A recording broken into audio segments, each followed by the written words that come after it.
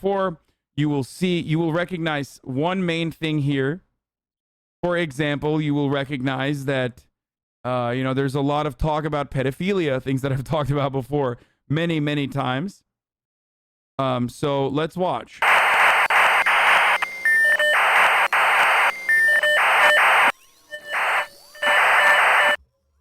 Hi, I'm Eddie Reddy. Today I'm with Ben Anderson, who's an independent filmmaker of documentary. Oh, now you're talking about politics? What a surprise.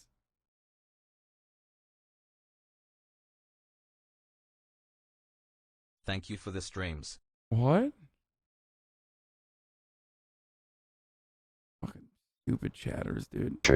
And a writer. We have a book out right now called No Worse Enemy. Ben has been working with us at Vice for a number of years. He's also been reporting from Afghanistan for a number of years. He was first embedded with British forces around 2007.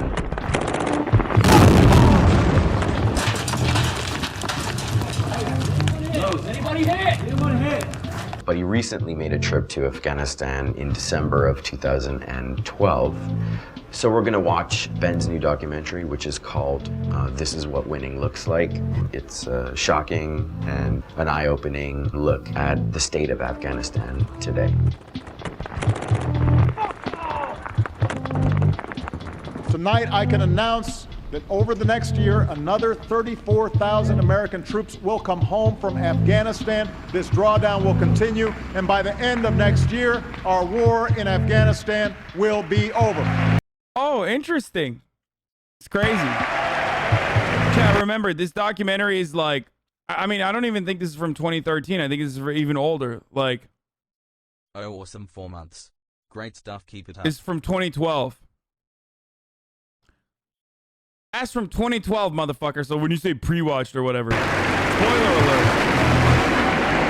Afghan forces defending Afghan people and enabling the government of this country to serve its citizens. This is victory. This is what winning looks like. And we should not shrink from using these words. You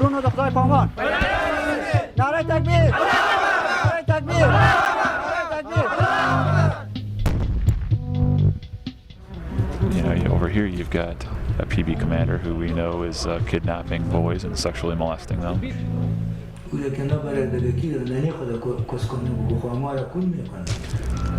try doing that day in and day out. Working with child molesters wears on you after a while.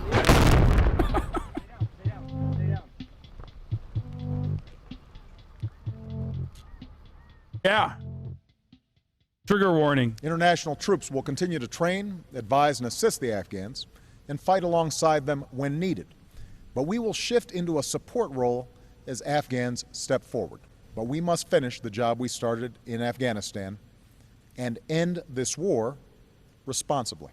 This is what the American military is saying and the American government, but you don't believe it because you've seen to the contrary. Yeah, and the British and American Marines on the ground don't believe it either. Right. I mean, it's all it is now is about getting out and saving face. Yeah. So and we're not leaving because we've achieved our goals. We're leaving because we've given up on achieving those goals. Right That's the only goal now, is to somehow look good as we pull out.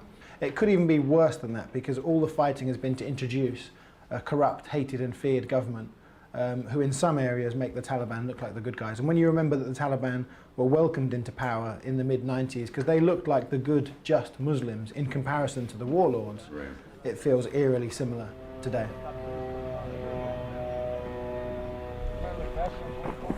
Go ahead and give you guys a quick class on hygiene and cleanliness of the PB.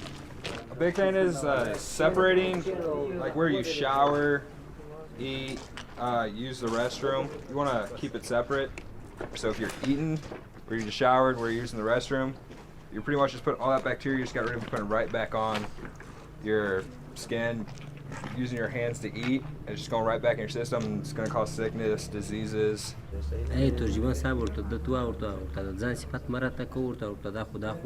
زموږ خپل کار دی، معنا چې جامع پای کوو موږ ته د مینو درس راکړه تورنیکټ درس راکړه دا سړی چې سرخان ته کښیني لاس پرې وي بارو ته کښیني ورته دا ګرده پوجي معنا ګرده د درس ویل میشه د سوای د دوسمو د استیبل درس. This guy's a real fucking asshole, by the way. I'm just gonna say it, okay? I mean, he's right here in this situation, but he's a real fucking asshole. Also, most of you don't know this probably, but they teach that to like American military members in America as well. Like what he's describing to them is a part of basic training. So it's not necessarily because they're like, you know, talking to the Afghan troops like they're fucking animals, but instead like they literally treat all military members like fucking animals, where they will literally tell you like how to brush your teeth and what to do and what not to do in American in the American military. It's just like basic military shit. Let me explain one more thing. All right, we're taking time out of our lives. The Marines are. Okay, everybody here is taking times out of our lives to come down here away from our families to help you guys.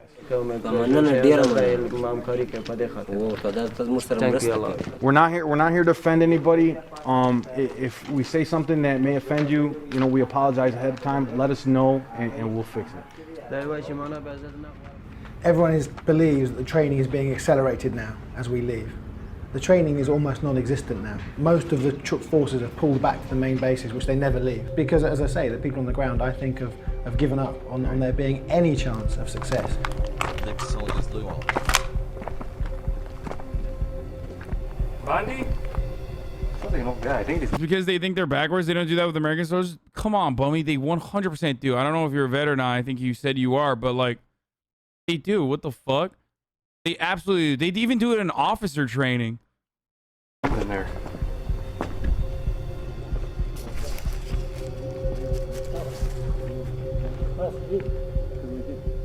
Hey. Bandy?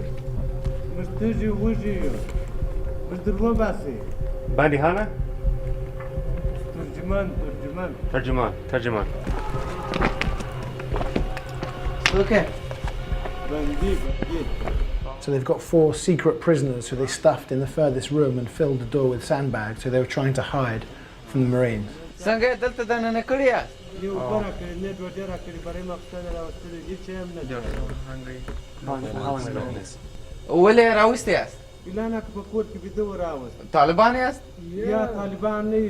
They are?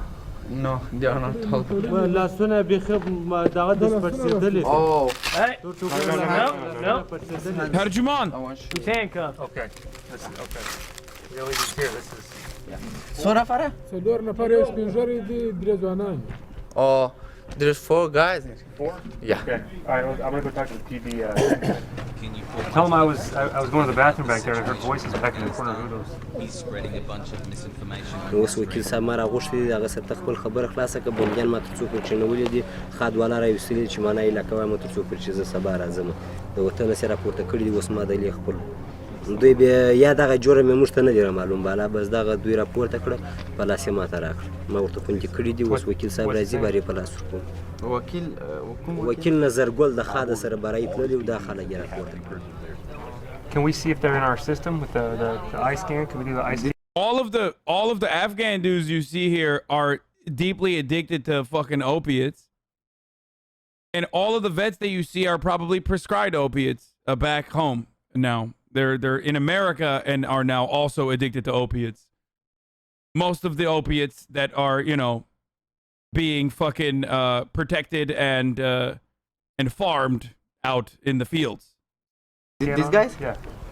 Can we take them out and see if they're in our system? See if they're... Why موږ کول چې دوی په خپل سیستم کې واچو یا ورته بندیان ناستي تر څو پورې چې مشر رانیسي دغه رسوا نه کړي بیا You just read that on Twitter, lol?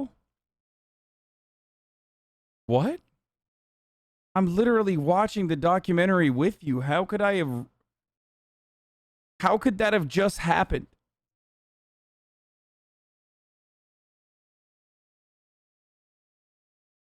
Taliban pog. Like, what do you think? Like, I secretly pulled up like a tweet or something?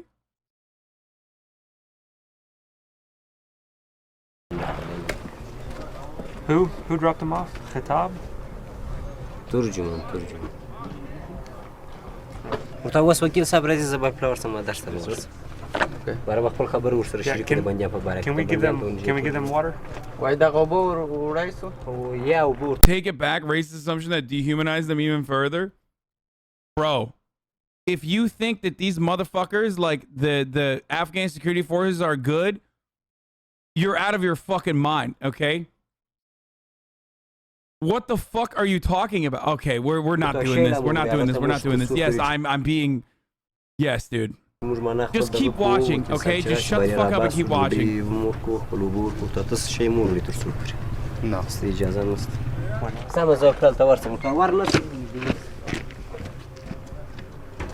Just wait. I don't want to piss them off. It's their show. They show their prisoners. If they kill them, they'll learn.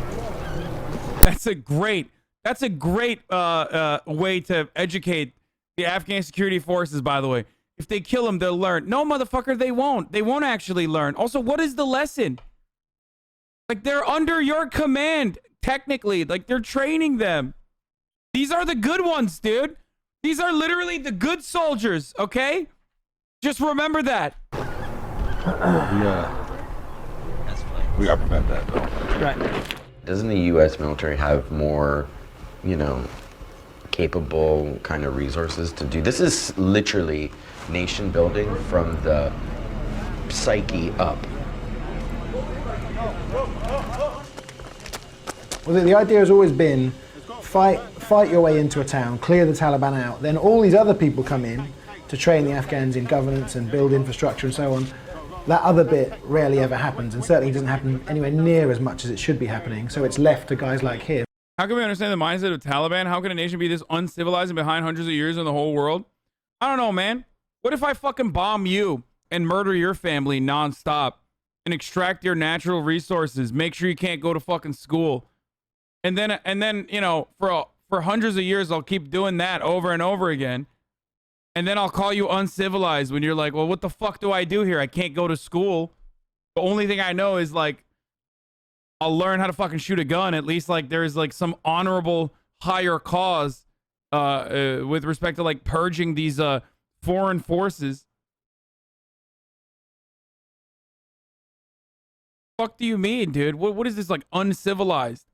Do you know how uncivilized we are here in the United States of America when we are thousands of miles away from any sort of fucking foreign adversary, surrounded by 2 oceans?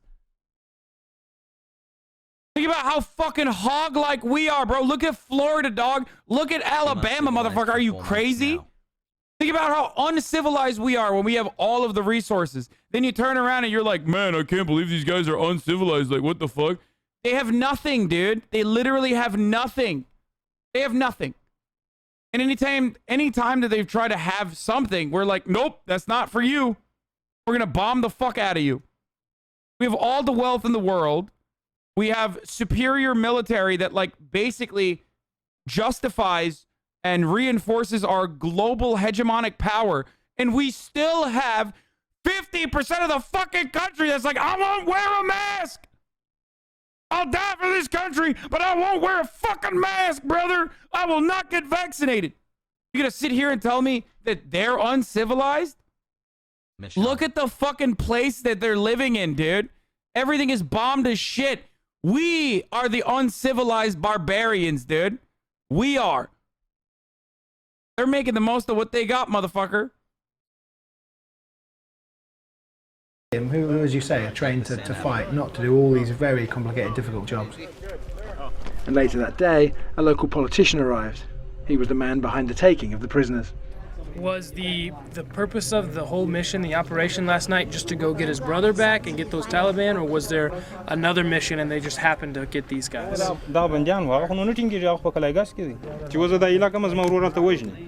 ما دي غواش وكي ولك بدبي ورس كده سنجينا ورك نشبه مش تاورور وجنو نو كجي حاجر ما دال تكشن مش ماورور مرني نا دوز ما صار تبادل لك زماورور دويرا ويجي بداغو كسانو زداوري لك ومنور جور مش نو شرك وني بنجانو وش ماشي ماورور اوسي زدويرن ولي لك. If he can only arrest Taliban, that's what that warrant was for. Yes, the U.S. pharma companies do not get their opium from Afghanistan. I know. They get it mostly from fucking Tasmania. Most of it is like 75% of the opium production that American pharmaceuticals and legitimate pharmaceutical corporations use comes from Tasmania. I know this because I watched TrueAnon recently, or I listened to TrueAnon recently. So I'm aware of this. but the heroin production comes from the Afghan opium. Okay? That's where the heroin comes from. Okay? The shit that you, put in your fucking body when you can't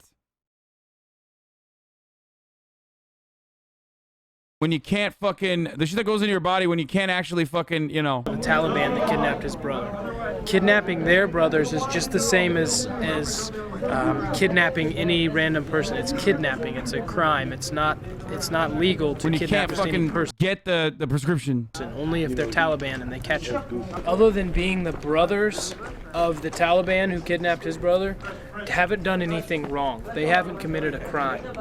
So they cannot be arrested if they haven't done anything wrong themselves. Just because they're the brothers of the Taliban does not mean that they are Taliban themselves.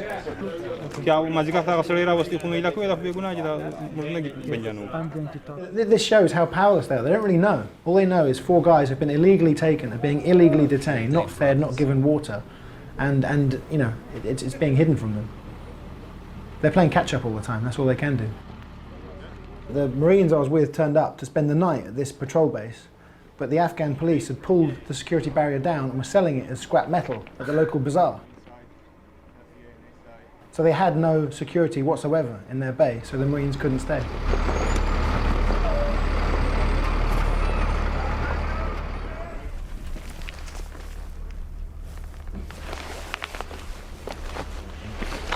Sitting in there? All gone. Basically looks like no blood or anything. So I just took them out of here. So they were still here, we don't know where they are right now. You gotta find out where to draw the line as far as where you want to try to make them in. We don't want to make them into American police. That's not the intent of being over here. But we also want to teach them just the human rights piece of it. That if you do have a detainee or a prisoner, that you still have to give them water. So while the Marines were somewhere else, they snuck them into the back of the truck and snuck them out the gate. Leave it!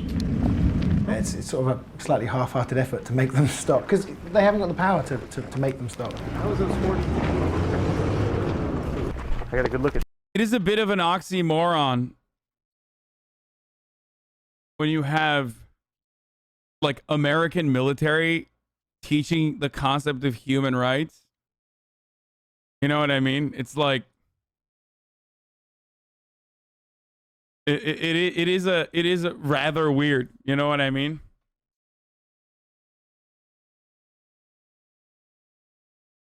Like. Two of them had their face covered up, so we can still look at the het pictures, see who they might be.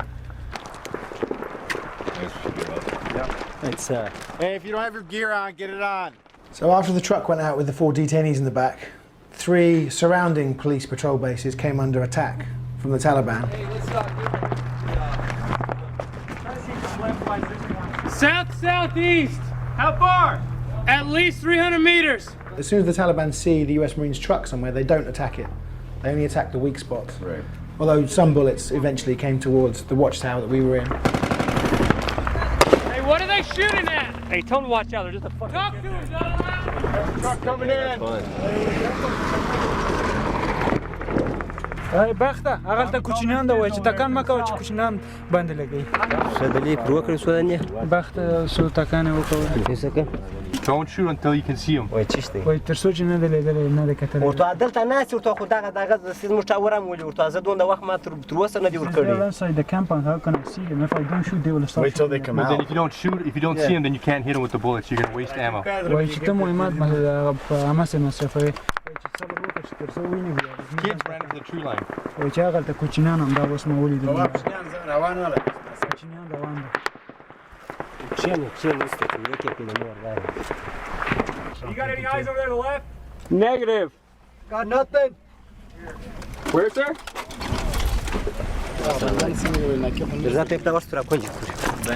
And he was so angry he couldn't shoot. He just grabbed the big machine gun, ran out the gate.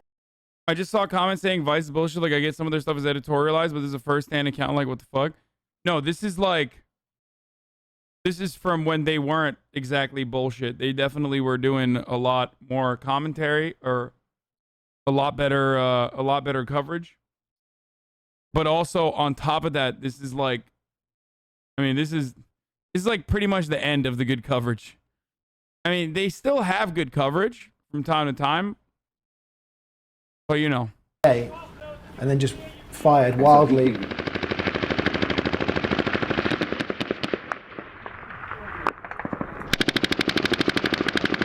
He's just walking and shooting. He's not aiming at anything. Around at the corner? Yeah, they're just walking down the alley shooting at nothing. They're just walking down the alley like this, shooting.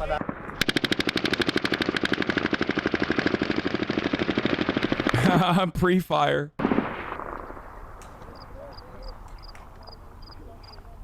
موافقت برای ورای که سبی ورای که مهمات برای که. Not if we don't have it. I just want to remind you, for no particular reason, that this entire video that we're watching, or that what this video is documenting, cost $90 billion. Just this part alone, the training, $90 billion. Okay. وقتی نیستیم و بسته. و آخر مر برای پداغ تیگو جنگ ورسره کوگوار دا تیگی با. If you run out of ammunition, you will use these racks to fight the Taliban. All right. Good to go. Because you know how like people always be like, healthcare ain't free, brother. What do you mean? Free healthcare ain't free, brother. It's like, yeah, well, neither is teaching these dudes how to do a tourniquet and you know, shoot weapons and stuff. There is a price for that. It's called $90 billion.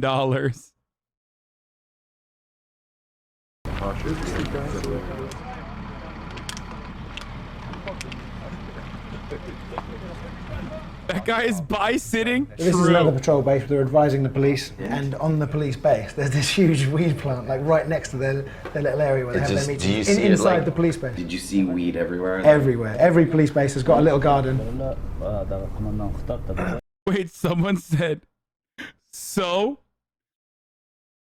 It literally made the difference in the lives of thousands of Afghan women? Are you fucking dumb? Hassan. No, it didn't. The moment that the U.S. troops withdrew, every single one of those bi-sitting Andes over there literally were like, yeah, all right, we're done. They put their guns down and were like, yeah, go ahead, take over. It took 72 hours to take... It took 72 hours of the Taliban to take over Kabul, dude.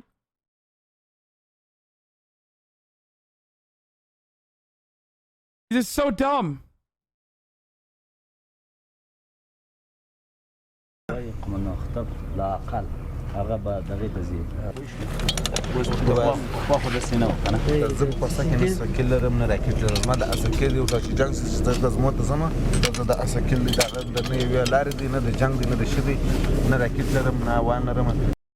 had 20 years of non-Taliban rule is what he's saying, you numbskull.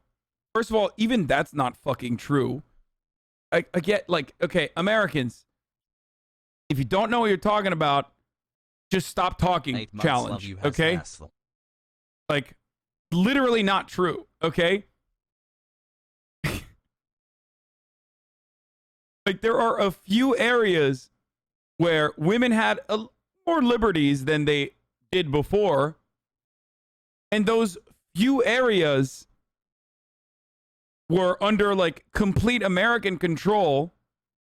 But outside of that, it's like Americans literally fucking brought in their, as Hillary Clinton also pointed out, Americans brought in their pedophile warlords, dude. Like, they were basically like, we're bringing our own pedo warlords instead of your pedo warlords. You know what I'm saying? Like, 12 months of STR8 molding hassle. Just keep watching. Well,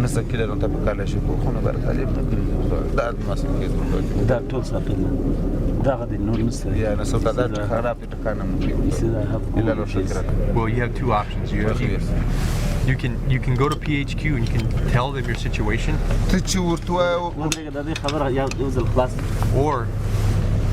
Or you're going to have to learn to work with what you have.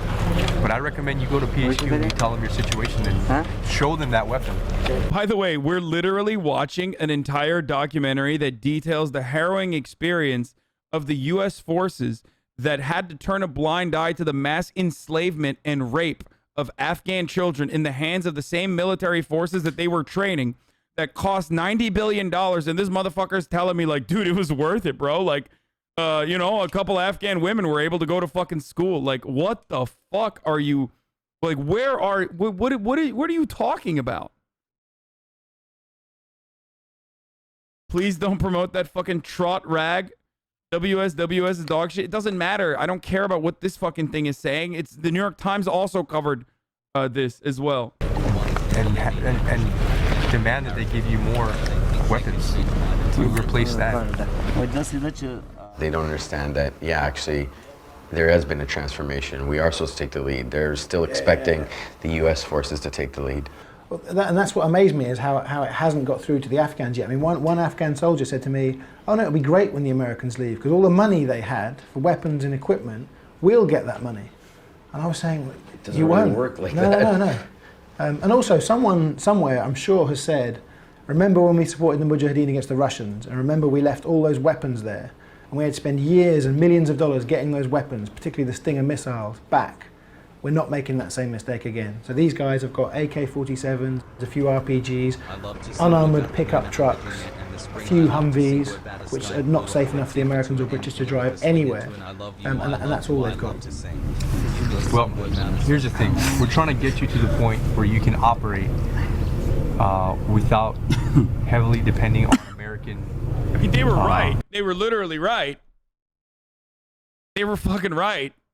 Because whatever weapons they left behind that they didn't destroy, which is what they do, because it's impossibly expensive to, like, ship it back, are now in the hands of the Taliban. So they're not wrong. As far as, you know, the reason why they were like, yeah, you can't have, like, great weapons because, you know, otherwise, like, people will steal it. Help. But nothing is going to happen until you sit down and you show us a plan. You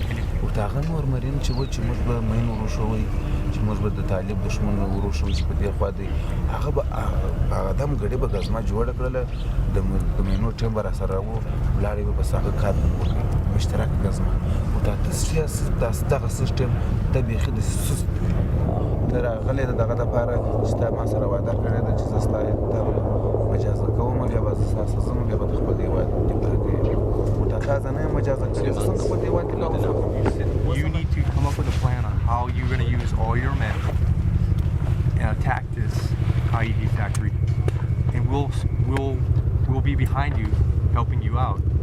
But you're right, times are changing. The Marines are no longer going to take the lead anymore.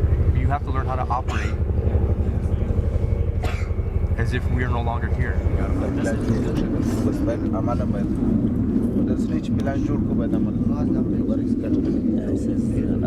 I hear great things about you. You're a good PB commander, so you know you have a lot of men here, and I think you're going to do great things.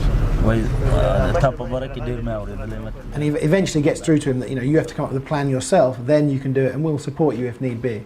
So they leave with the police commander saying, okay, I'll come up with a plan within a few days and we'll do it. And a few days later he just vanished on leave and no one's heard from him since. No plan. Helmet on. All right, we gotta go. Put your helmet on, Saeed. Saeed, put your helmet on, brother. At another patrol base, as usual, they didn't seem to want the Marines' help or advice. You can just have your guys gather around right here, and then we'll show them what you do.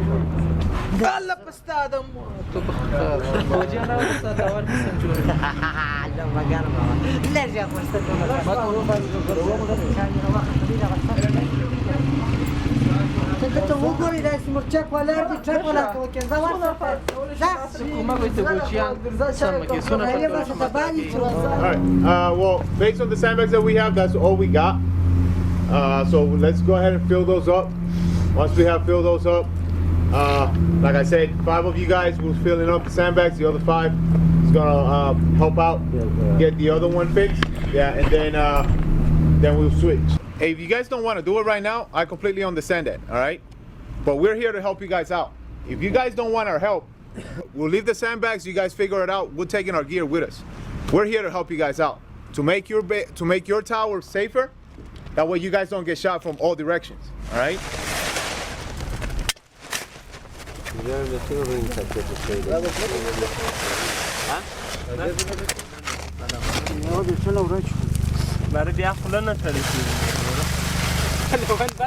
Babunas? Anywhere here? Huh? You gonna check? Yes or no? What? What? By the way.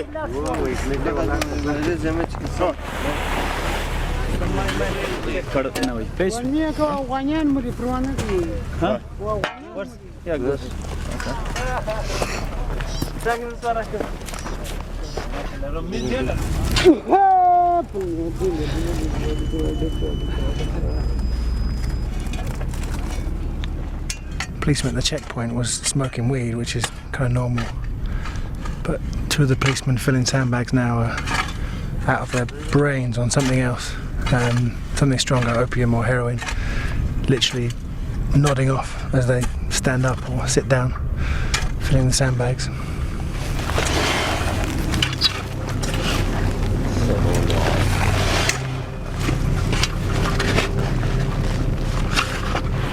So while all that was happening, someone fired a few shots at the watchtower that they were filling sandbags for. Is that him? What's he shooting at? What are you shooting at?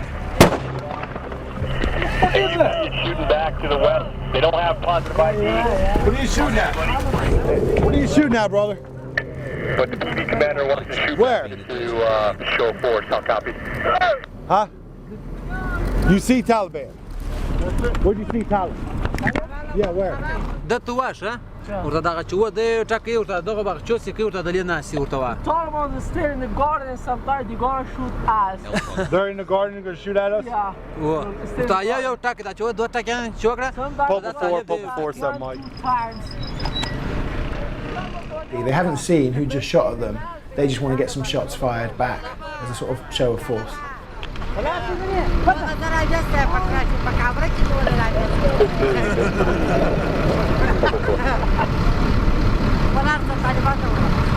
What's that? They're in the garden? In the gardens. You gotta make sure you see them. You gotta make sure you see them because you're just firing rounds down there and you don't know what you're firing at. You gotta see them before you fire. قبل از او که ببینید تا حالا خوب مشخص باز فایر تو بالش وقتی گوی ملکی هم میباشه امکان بودنش هست پروا نداره دیگه ملکی هم طالب خون میعلمه. But just like I'm saying, just make sure you actually see somebody before you fire because you don't know what lies on beyond. نه نه چکان ضرورت نداره گالش ما و شما اینجا چای خوردم دو تا تک نبوده. Professionals don't do that. You know, professionals make sure they know their target and what lies beyond their target. Professionals don't just shoot out in the crowd. They're supposed to be professionals. You guys are professionals. That's why you don't do that.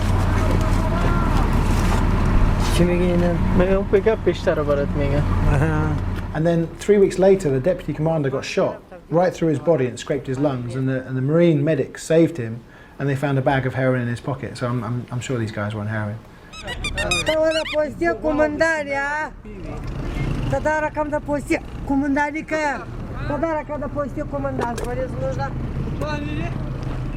Are you putting your men back on the sandbags? You gonna have them carry them out here? خپل کسانو ته وویل چې دغه ټول دغه بوجیان راولي. سم ده ورته چای پلیټ راځي په دغه څو بجو سره دغه د بجو دغه بل خلاص. The lesson of the day was filling sandbags. The police got bored of that very quickly, pulled over a car at their checkpoint and just got some civilians and then some kids to fill and carry the sandbags for them.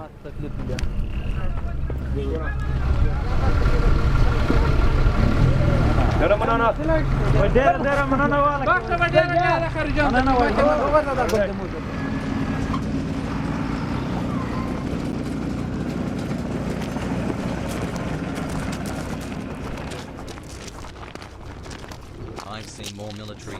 This is Major Bill Stuber. He's in charge of the police advisory team, 18 Marines who go out to all these bases. He spends most of his time at the police headquarters trying to advise the leadership. But the actual police chief vanished 8 days into his job, went on Hajj, hadn't been seen at this point for 2.5 months. The acting police chief has also just vanished. and he's got no idea where he's gone or you know what's happening. What the hell's going on? And basically, when these guys vanish, they often take all of their commanders with them. So the last time this happened, half of the police force in Sangin just vanished. So every time the US Marines are alone with the Afghans, they have to have a guardian angel. So one of them has got his rifle cocked and his finger on the trigger, ready in case there's an insider attack. You ever seen the TV show The Sopranos? It's vast. Everything from skimming ammunition off of their supplies to skimming fuel off of their shipments. There's false imprisonment. They'll take people during an engagement. They'll just wrap everybody up that was around it, and then they'll wait for the families to come in and pay them money to be able to release them. All of these vehicles are claimed on their monthly expenditures, so they're getting fuel and oil money for every single vehicle that you see, even though they can't run, they can't operate. They only get a handful of vehicles that operate. So in the district, I think they have 25 vehicles, and maybe only 10 or 11 of them actually work. But they're collecting the fuel money and oil money for all the other vehicles, even though they can't actually operate them. Ammunition is the same thing. We count the rounds when they come off the vehicles here, and it's usually the rounds, the RPGs that are getting sold in the bazaar. That'll happen in transit because they know once they get it here and we take inventory of it, we're very watchful as to what's going on with that ammunition. Oh, this was taken off of a dead Taliban. What's interesting is the guy that was wearing this vest, when he came in, he was in the back of one of these trucks like this, and we went up to bring him a white sheet, and they wouldn't let us cover him. That was kind of disturbing. I mean, there's just a kid sitting back there, you know, and pissed and shit himself, and fucking bleeding all over, and yeah, it sucks. It sucks to see kids get fucking shot. Did they say why they wouldn't give him a proper burial? He said he didn't deserve it. And, you know, we brought the sheet for him anyway, just because, you know, whether he's a warrior, he's still a warrior, you know, and deserves to be treated like one, even in death. But they didn't seem to think that way. So that was the first time I'd seen that. So. What's amazing is he's really candid about this soldier. He's one of those guys. I mean, he was more sort of emotionally invested in this than anybody else, and he's the one who, you know, I said sometimes almost looked traumatized by what he couldn't do. I was kind of foisted upon him, and he had no choice but to, you know, let me go out filming with him. But he's one of those guys who just couldn't lie. I could ask him questions, and you saw him really wrestling with a good way of saying it, but he couldn't. He just couldn't tell lies, and I really admired him for that. As an advisor, you know, you're a dog with a lot of bark and a lot of bite. So, you know, there's some things that in order to get the mission accomplished, I'm not gonna say, you know, we don't turn a blind eye to anything. We report everything, but there's certain things that, you know, that normally where you would just be like, hey, this is just a no-go. We're not going to do this. In order to get the mission, accomplished, in order for them to actually go out and still hold security and hold PBs, you kind of got to let it go. You know, things like if we were to go in and shut down all of their schemes, all of their corruption schemes, you would render them completely ineffective. I mean, you take a look around. Really disheartened, I think, by the end of this, because you know, even when guys were abducting and raping young boys and murdering them, nothing happened as a result of his reports. He was reporting everything he saw up to over 200 people in the chain of command. Nothing was ever done. You've got guys like this right here. Who are the S1 officer, the administrative officer, and investigating officer who are here from Kabul. They're academy-trained policemen, professional. They can read, they can write. They believe in the rule of law. They believe in securing the population and the people and treating them right. I mean, these are the guys that are easy to work with. But then you have over here a PB commander who we know is kidnapping boys and sexually molesting them, and, robbing the people. I mean, he treats the people of Sangin like a piggy bank that he can just shake and rob, and you know, that's really difficult. You know, how do you work with a guy like that? The natural part of an advisor is you want to. Yeah, he did report those. Guess what happened? High Command told them to fucking look the other way. That's what. Just for the record, for those of you who don't know, like literally, this is well documented. That like they basically were like, yeah, don't just fucking look the other way at the child rape that is ongoing.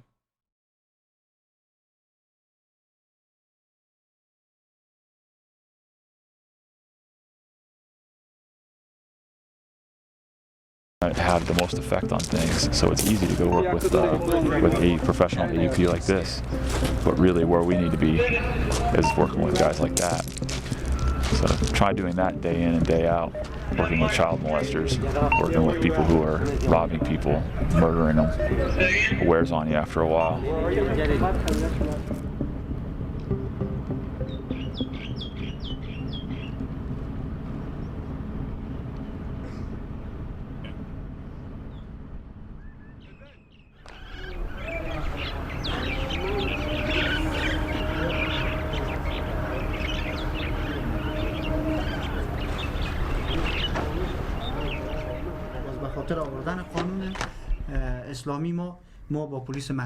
So that's Hamid Khan, an Afghan army commander, and he was the one note of kind of cautious optimism. I mean, the US Marine said he's the best Afghan army commander they've ever seen. Like, really good guy, really motivated, had all the answers to the right questions. Not stoned. Not stoned. And I think if he saw his, well, there were quite a few soldiers that were stoned, but I think if he saw his men doing things wrong, I think he would stop it.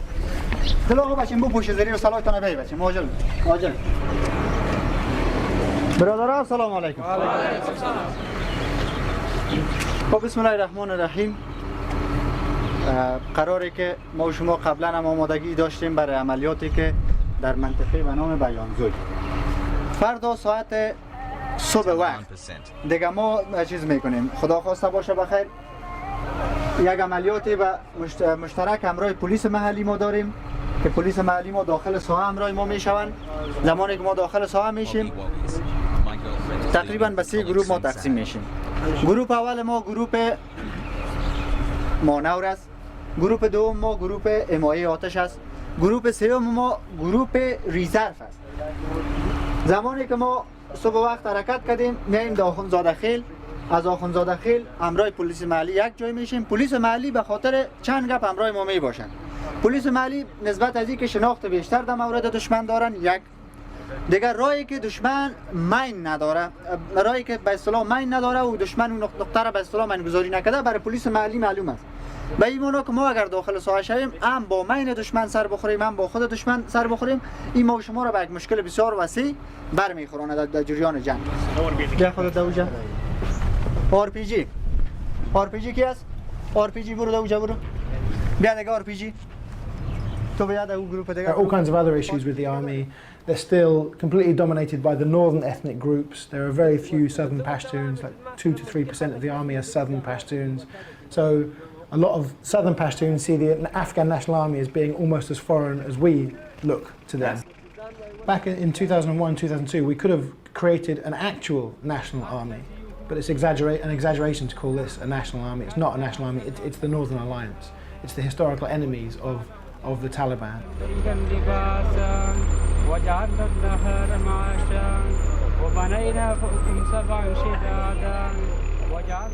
One thing you do see is with these guys is they've got pictures of Masood everywhere.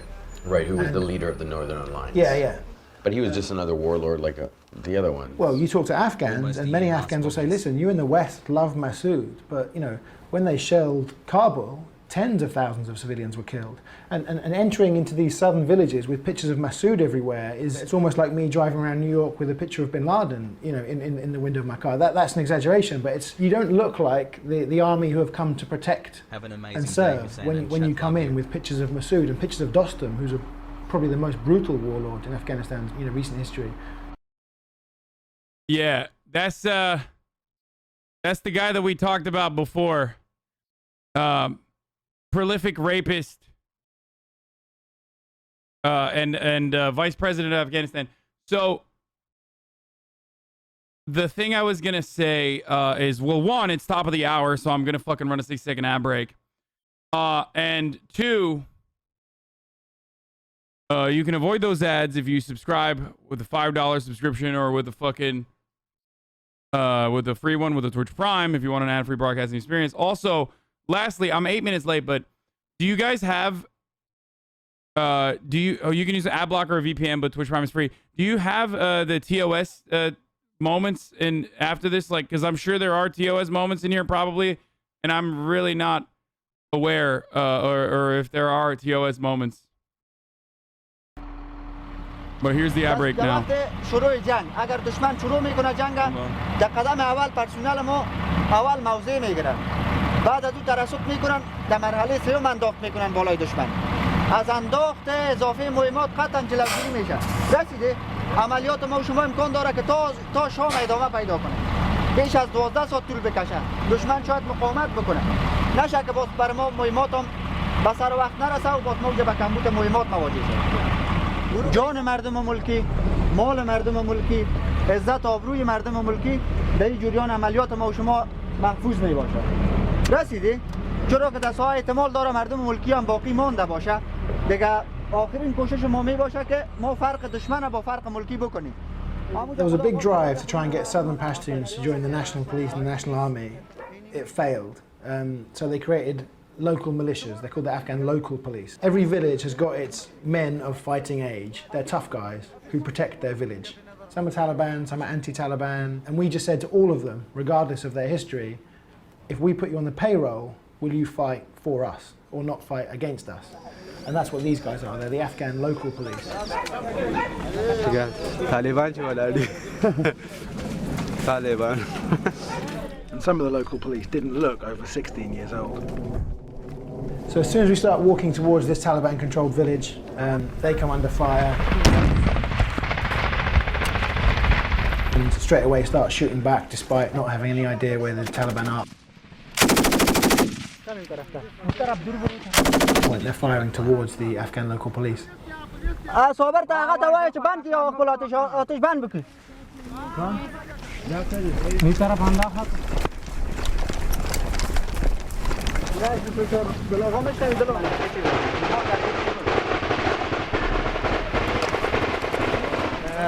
Overside of the river, lots of pieces.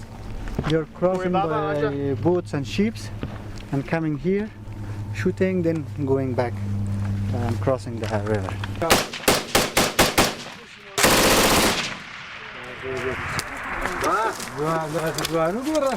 So the A&A are in the first village they wanted to clear, the first village which is still controlled by the Taliban.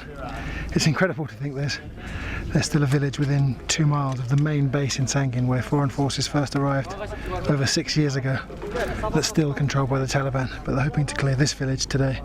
And then there's a village on the north side of the river which is also Taliban controlled, but they're hoping to collect all the local elders and persuade them to, join Afghan security forces, the Afghan government, and reject the Taliban and let these guys establish a permanent presence here. At the minute they're firing lots of rounds, but don't seem to be shooting at anything. Sniper.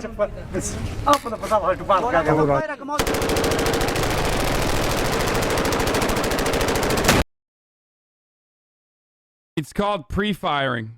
Incredibly effective technique.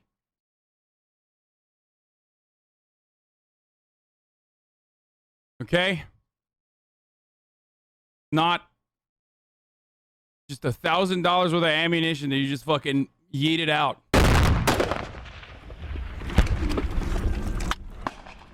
Are there anyone near that?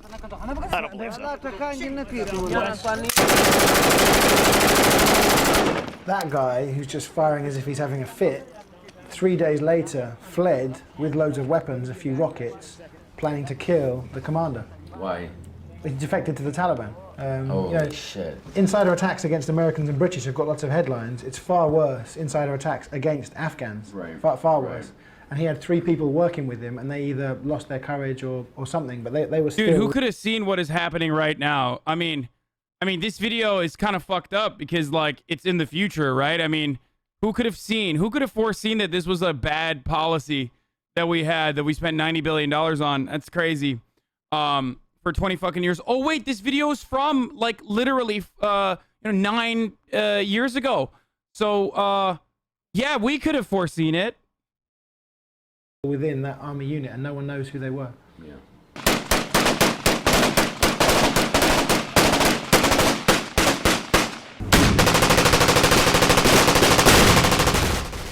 So there's a balloon in the sky that films everything. They've got them all over Afghanistan. Whose balloon? American. American. And they've got these cameras that, you know, night vision, thermal, which mean you can follow somebody for weeks. Kind of like low-range drones.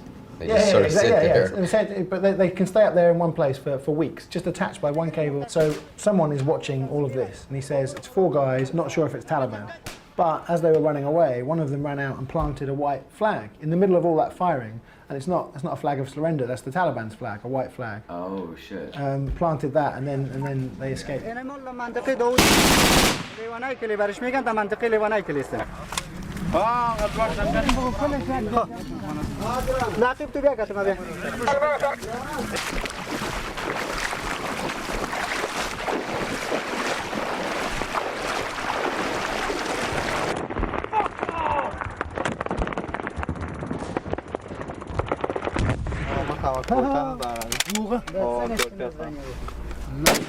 YTF out watching and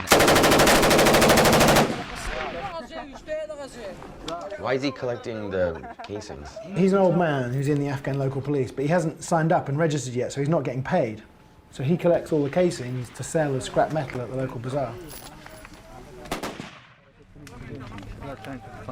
So the Marines accompanying the ANA are not really advising at all.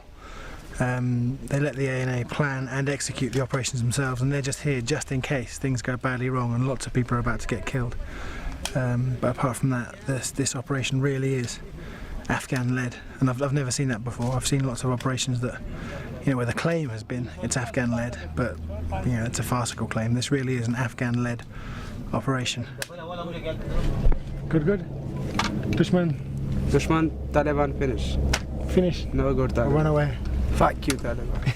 So at the end of that operation, they walked back to the village where they started, and they got the few remaining local elders together and said, look, you need to give us some men, give us some young men, and form your own local police force and defend your village. ټول غواړي چې ساعت د دشمن د مینون هم خلاص شي او د دشمن هم خلاص شي. څو ورځې مخکې تاسو ته معلومات و چې دلته په همدغه بیانځای کې څو نفر د طالبانو د مین ملکیان شهیدان شي. چې تاسو دشمن خو داسې دشمن ده چې یونیفرم نه لري. د تاسو او د دوی په منځ کې فرق نه کیږي، فقط څوک فرق کوي تاسو یې چې فرق کوي. زموږ غوښتنه دا ده چې دولت هم اوس حاضر ده چې تاسو ته سلاح ورکړي، تاسو ته حمایه وکړي.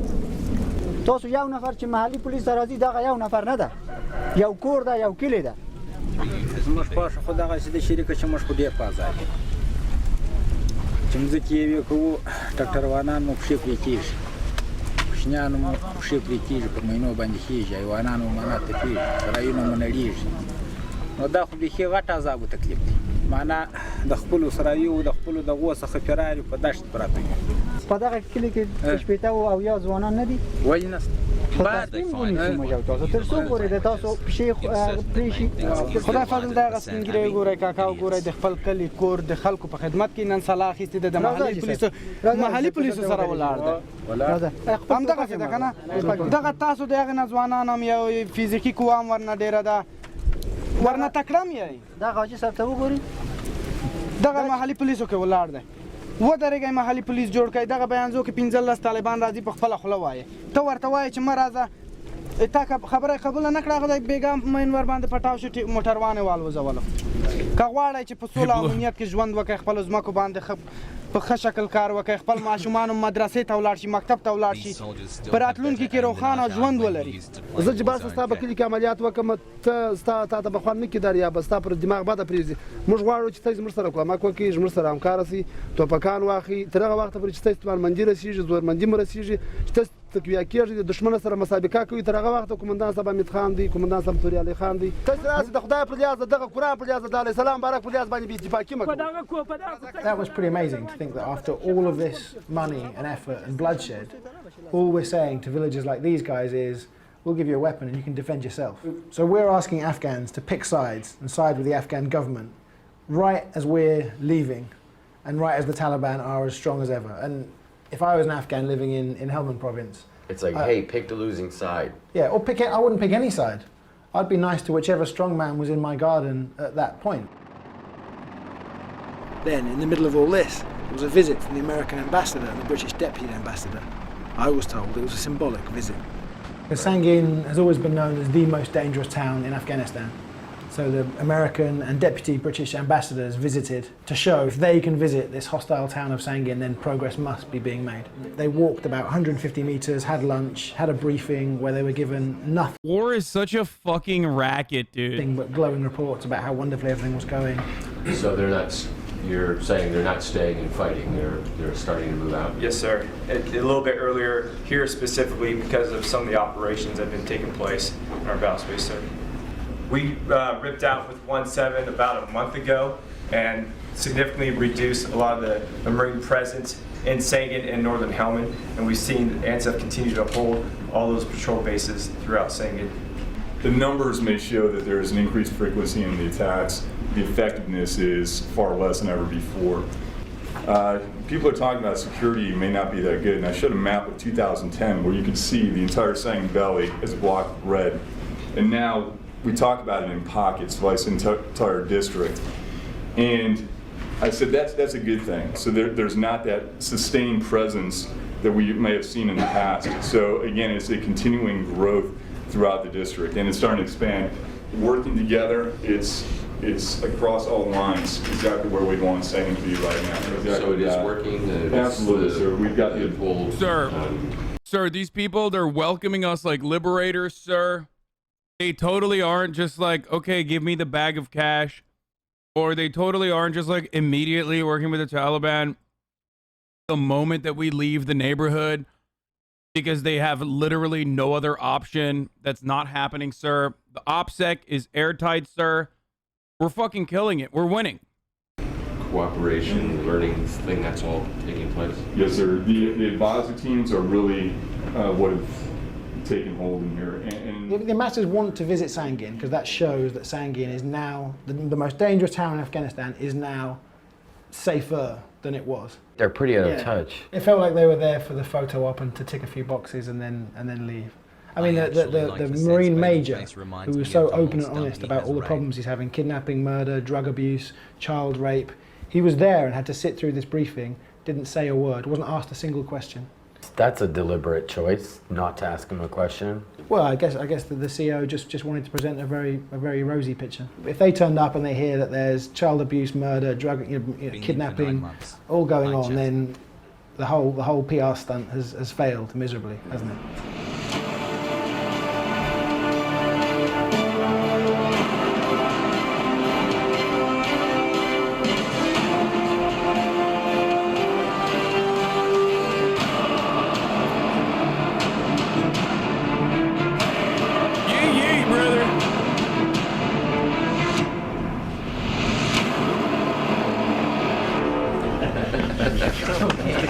Right behind you. Good to know what the British say.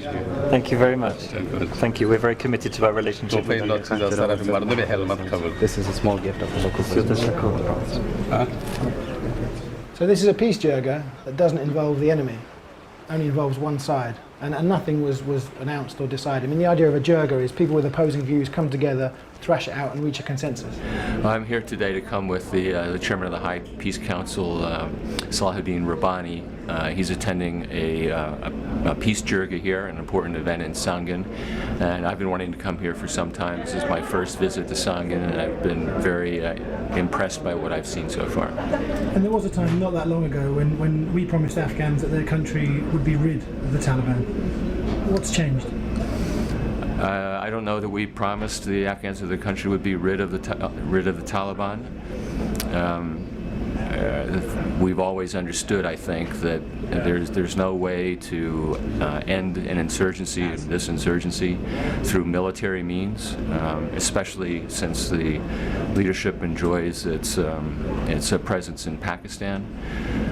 So the prospect or the job is not to rid Afghanistan of the Taliban, but to create a way so that the insurgency ends and Afghanistan is secured. The Afghan security forces are responsible for security lead over 75% of the population now today, and that process will continue until they are What does it mean for us that the Taliban is closer to taking over? No, the Taliban has taken over. Okay, they've completely taken over. So that's number one. Not here, not at this point. But what does it mean for us? Literally nothing. Okay, that's it. There you go. In the lead for the entire country. We have developed now a way to move forward that will make Afghans responsible increasingly for their own future and for their own security and their own processes, and that is as it should be. I think post-2014, we can't really tell what will happen. The door is open, as I said earlier, to a reconciliation process that will bring Taliban back into Afghanistan if they choose to take that path. And our win rate has never been good. We've been taking we've been feeding ourselves a steady diet of fucking L's since World War II. Okay, L after L after L. It hasn't stopped. It has not caused the American imperialist attitude to decline. Unfortunately, that's not going anywhere. It doesn't mean anything as far as like the Taliban controlling Afghanistan doesn't really change too much. It just means we don't have fucking military presence there to the same degree that we had. That's it. If you think that this is going to like allow the Taliban to fucking destroy America or some shit, you're a psycho.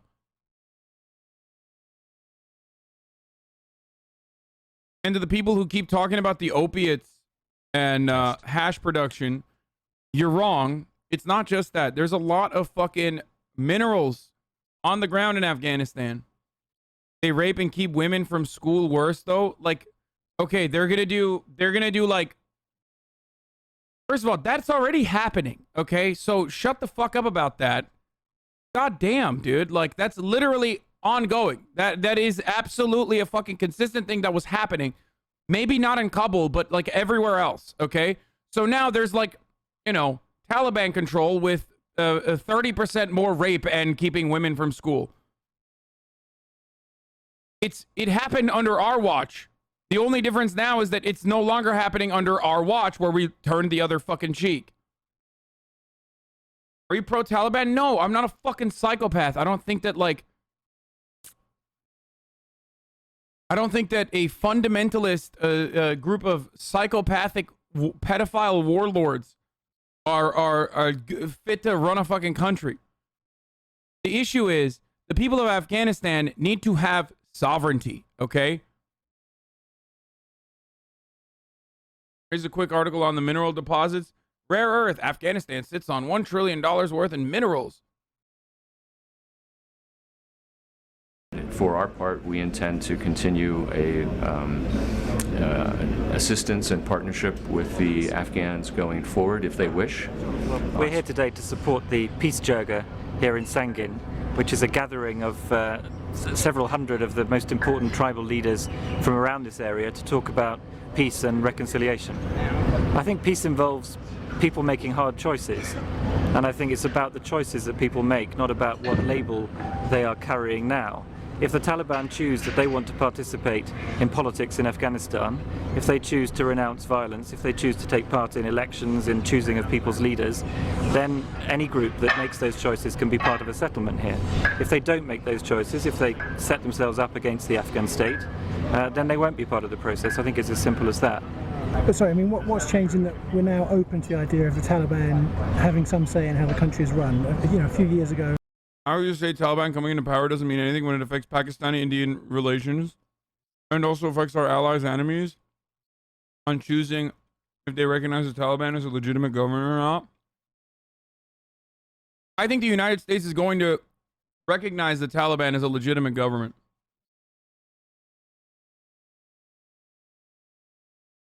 Which means all our allies are going to do the same. I think we would have said the Taliban have finished in Afghanistan and will never again control the lives of Afghans in any way. I think we've always been open to the idea that people who want to take part in politics in this country, who respect the constitution, who respect the rights of people, have a right to take part in politics in this country, just as in any other country. I think I can speak with confidence when I say that if you asked a lot of local people here who are the bad guys in this area, they would say the police rather than the Taliban. How can you change that perception in a fairly short amount of time? I'm not sure I agree with that perception, Ben. I think, again, talking to the Marines who are here, who are out on patrol with those policemen every day, they say that the attitude of the Afghan population here in Sangin has changed hugely over the last few years.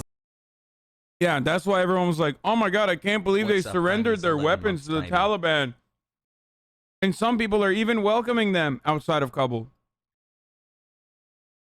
And then at the end of this briefing, the helicopter out was delayed by an hour and a half. So I said to them, go and talk to Major Stuber for now. Just say this won't affect your career, but go and speak to him and tell him, ask him to tell you what's really going on, just 200 meters down the road. And they said, oh, he wouldn't be open and frank with us like he is with you. And they went and had a cup of tea with their bodyguards instead. Walked back, got in the helicopter, and left. But you literally walk 200 meters out of the main. Bro.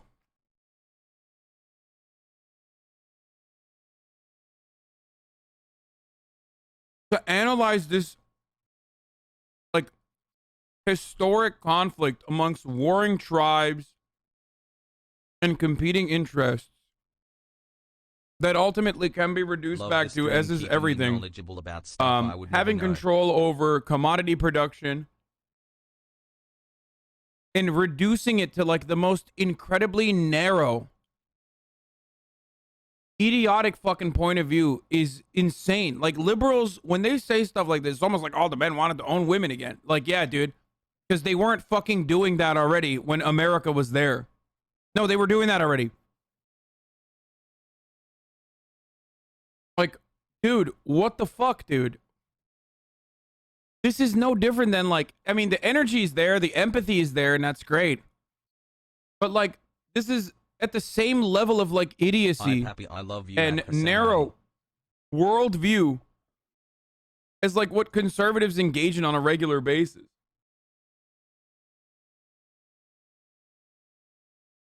They see us and this as a foreign invader.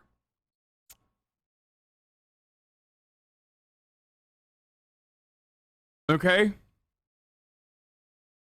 I wonder why. Yeah, the Taliban just, like, has been fighting back against American invasion for 20 fucking years because they just wanted to own women. Oh, wait, they were literally doing that in the provinces that America did not control, or the Afghan government puppet state did not control. Gate. Stop pausing. We're not here for your commentary. You literally are here for my comments. You'll see that you know, it's not true at all. The exact opposite is true. So ISAF put out a statement after this saying the diplomats visited the once insurgent hotbed of Sangin and saw firsthand. And to the people who are saying, like, oh, it's going to be a Chinese puppet state or whatever. Okay, so what, motherfucker? Let them deal with it. How about that? Okay. I'm sick and tired of people being like, oh, well, what about China? Okay, dude, then we gotta fucking do more murder, I guess.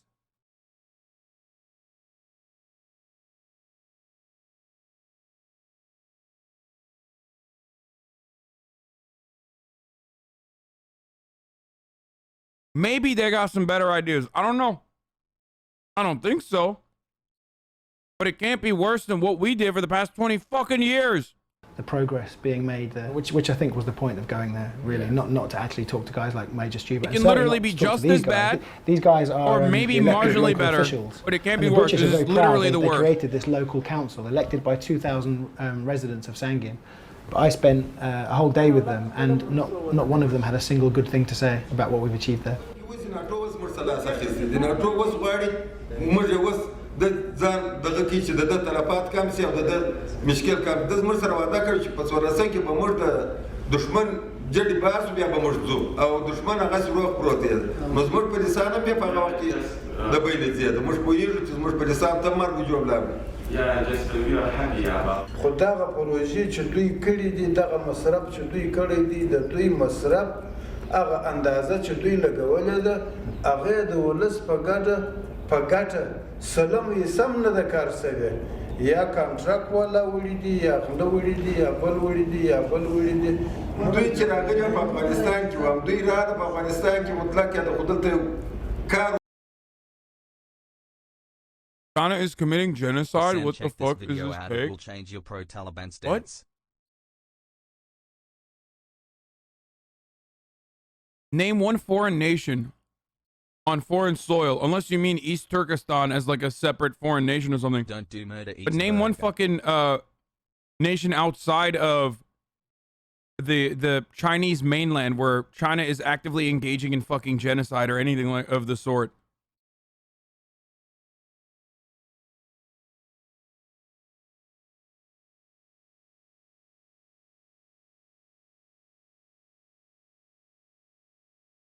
Africa? China's doing genocide in Africa? That's crazy.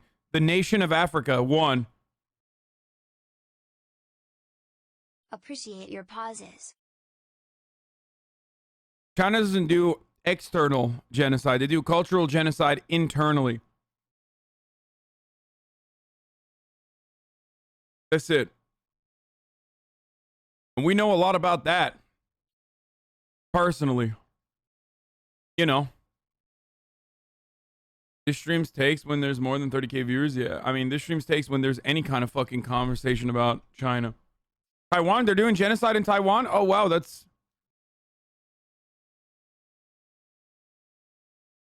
indirectly to North Korea?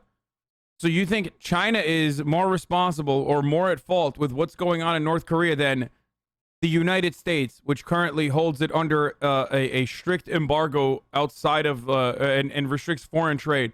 So the only country that allows North Korea to trade outside of like Russia is responsible for how fucking their situation. 9 months hassle. Yeah, like United States to the Native Americans. Yeah, 100%. I agree with that.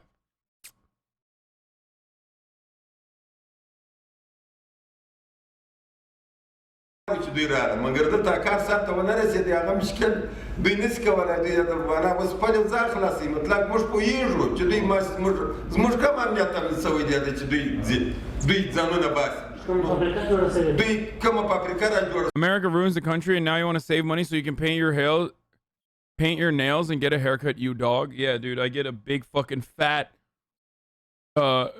check when America saves money by not continuing to occupy Afghanistan. موږ ته چا تیاری راکړې چا ټانکونه راکړه په میلیونو ډالرانې مصرف شوي په میلیونو خلک راغلي دي چې خلک په زراو چې مړه شوي د دوی امریکایان د انګریزیان د دار دولت خلک دلته مړه شوي دي موږ پوهېږو نو موږ به کله دونه مقابله وکړو چې په دوه لاس په دوې پښې باندې دونه خلکو مقابله وکړو موږ خپله ګزاره سره کوو چې دا د اقتصاد به بیرته دوی ته ته ورسي په هغه امریکا کې ډېر مشکل د امنیت څه لرو مګر امنیت خو له وجهه نه راځي زموږ د وجه غم او امنیت یو ځای نن هماغه آل اوس هم شروع دي پرون ما د هغه پوستې قربان ګرده ورځ په ناستې تېره کړې ده چې هر ځای دې سر ورپورته کړی وای هغه ګومې یې په سړي پسې را اړوله د ده دا شکه او زموږ د هېچ اعلانه سره سمېږي د کومندان صاحب څخه او د جوالي صاحب محترمه صاحب د جنرالان محترمان څخه دغه هیله کوم چې د کوڅېدو او دا ډېره ناامنه ده ما دا 3 میاشتې کې چانټه تړلې ده څلوېښت ساعته پر ما باندې ټکان شروع دي. When I was in Afghanistan, the national police shot our guys on base in the back and left to join Taliban, and we were advised not to mess with Blackwater and coordinated around them. Yeah, Blackwater runs the country. That's pretty bad. And that, yeah, if anyone would be pro. You said let China deal with it. We outsourcing murder to China? Yeah, I guess so. I literally don't understand how anyone who considers themselves to be a fucking leftist can look to what has happened in Afghanistan for 20 fucking years and be like, I can change what's going on in this country. That's kind of at the heart of why we advocate for the things that we do, because like, you theoretically are supposed to be able to advocate for change and then see that change happen. And when you have that opportunity to fucking advocate and pull or decrease imperialist expansion, you go, wait, hold on though. What if our fucking foreign adversaries then turns it into a colony for themselves? Without, we don't even know if they will do that, but what if they could do that? The hypothetical alone is reason for why we should continue this occupation. That's psychotic, okay? I personally think that is completely fucking psychotic. So that's why I said, yeah, let them try. Let them fucking try to deal with it. It's not going to happen, but let them try to deal with it.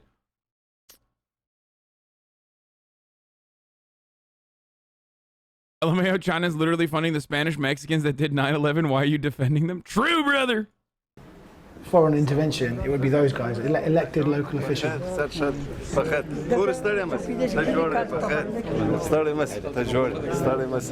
Before that briefing had happened, Major Stuber knew that 3 young boys had been shot dead on police patrol bases. All 3 of them were Chai boys. So young boys who had been abducted by the police commanders and were used as servants. They served tea, but also sex slaves. They're raped by the police commanders. And you see them on every base. You see several boys, sometimes in uniform, sometimes not, but 13, 14 years old. It's very common practice there. 3 of them had been shot dead by the police, 1 possibly by another Chai boy, nobody's quite sure. And he's just found out that a 4th boy has been shot at point blank range in the leg for trying to escape. And you know, I was there, so he let me follow him to meet the acting police chief and confront him about this.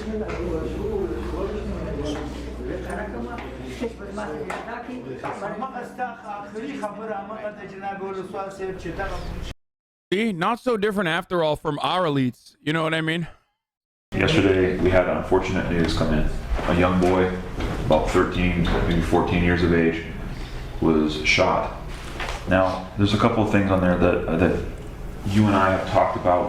We've had all the PV commanders in this very room about having young boys and civilians on PVs. I have mentioned it more than 20 times. I know. From that.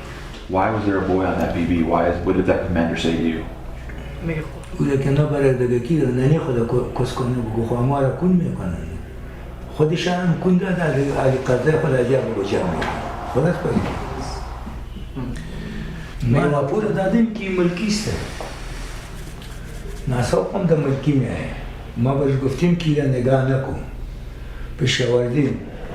همون بچه بگو خودشان میخواه که در پوسته بشینه آشوانه برای ازیا کنه اشما که بگو وقت خواستم یک نفر ریستپیدم ما بگو آورده بودم بوده جلب کردم. Yeah, I know what he said. He said it in the beginning too.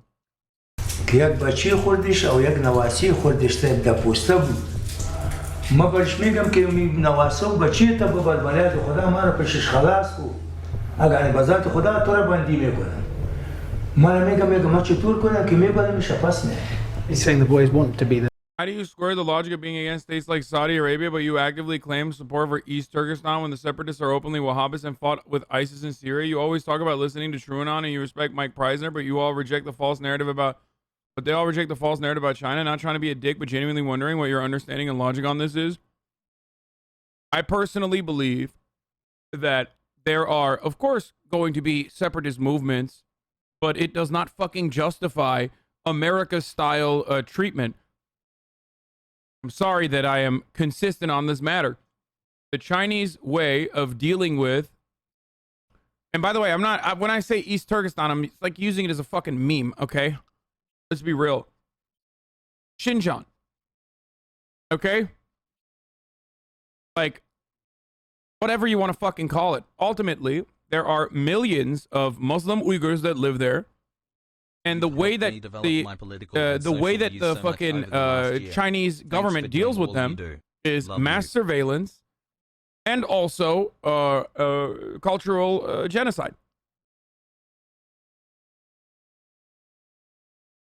Like, are there Wahhabists? Certainly. Did someone fucking fight alongside ISIS? Not necessarily. Maybe some of them did.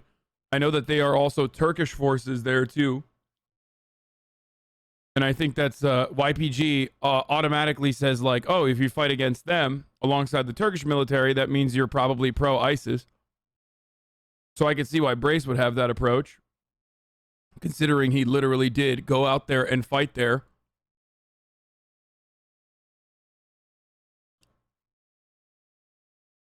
Having said that, though, I'm not going to sit here and fucking justify the exact same kind of reactionary approach that American neocons have to dealing with Muslims domestically, okay, as well as internationally, when it's the Chinese government that uses the exact same kind of rhetoric.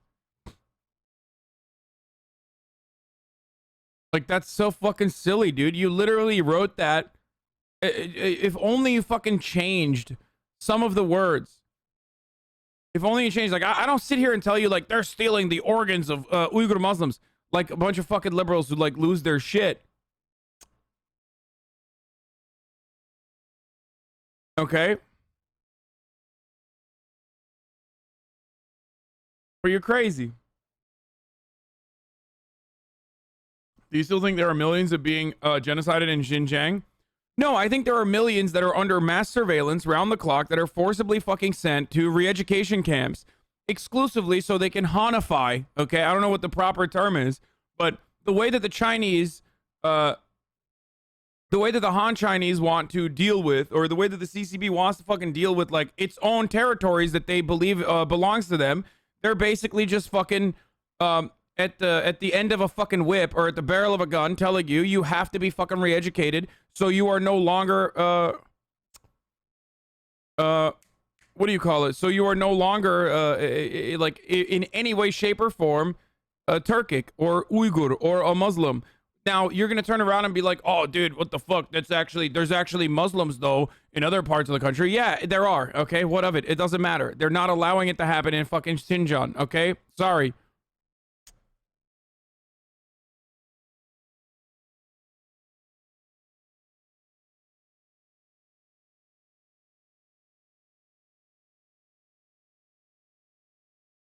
Just because they believe the entire world belonged to them, lol. Wait, what?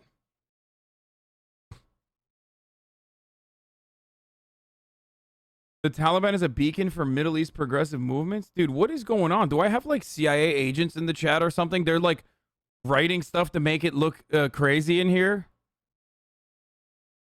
Motherfucker said the Taliban are a beacon for progressive movements in the Middle East, dude.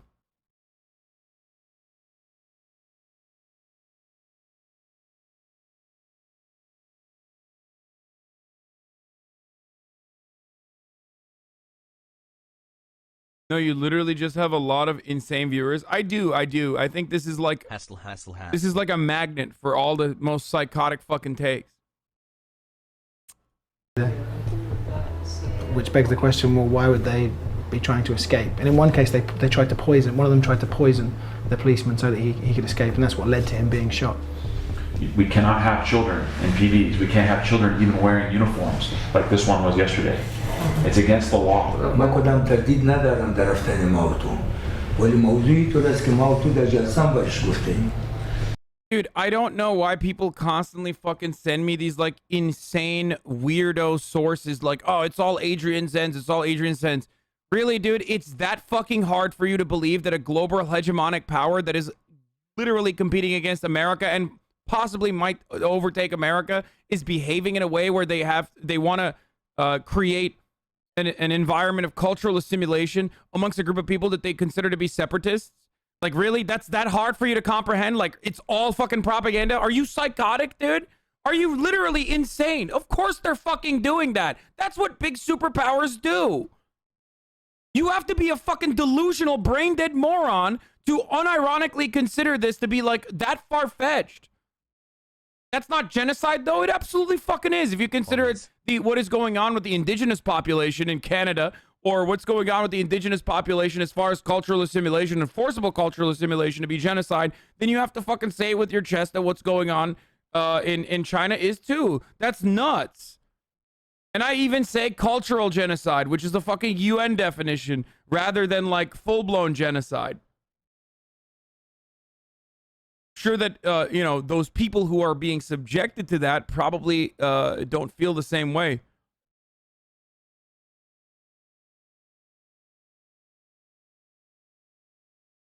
Forced education is genocide. It's not forced education. It's forced re-education. It's not like they're like, hey, yeah, we're going to fucking teach you how to read a book because you don't know how to read a book. That's not how this works.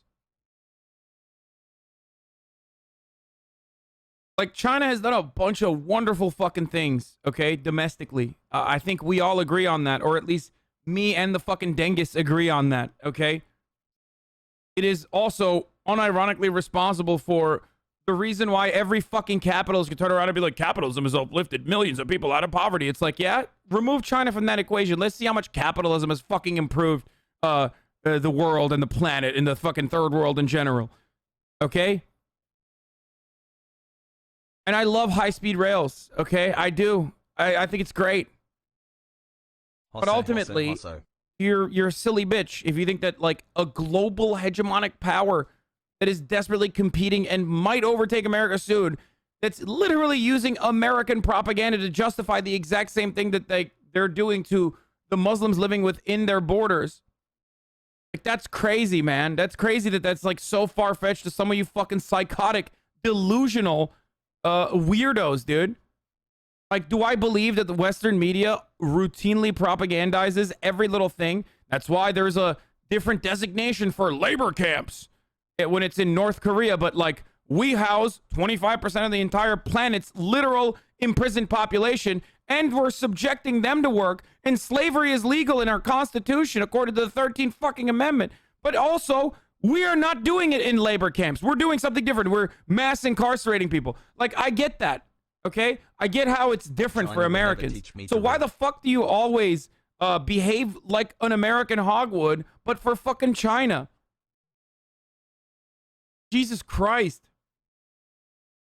Just keep going. The posta که میرو تپلا پت میکنه ما خودم داری ما به این میفهمم کی کنی مردم اصلا خراب چشم دارن با یک دپا و دو دپا و 20 دپا و 100 دپا نمیشه که ما برای ازیا میگیم که تپلا را نگاه نکنی کنی را نگاه نکنی تپلا نگاه نکنی ناسوق نگاه نکنی سری از اون که دیشو برش گفتم میشه ما در پوستا رفتیم پیش ما تپلا پت کرد. So this meeting went on for an hour and a half, 2 hours, and as you can see, he's not interested in stopping this practice and doesn't really seem to think there's anything wrong with this practice. Let's do this. Let's get together and go out there and get these kids out of these PBs and get them back to their families. We'll go in there early in the morning. And we'll start going from PB to PB to PB.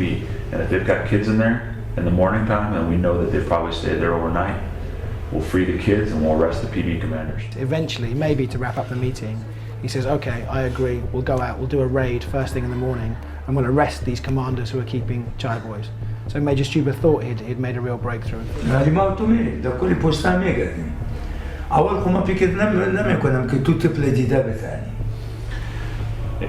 I have things that I can do to help you. You and I are in a position right now to change this situation in this city.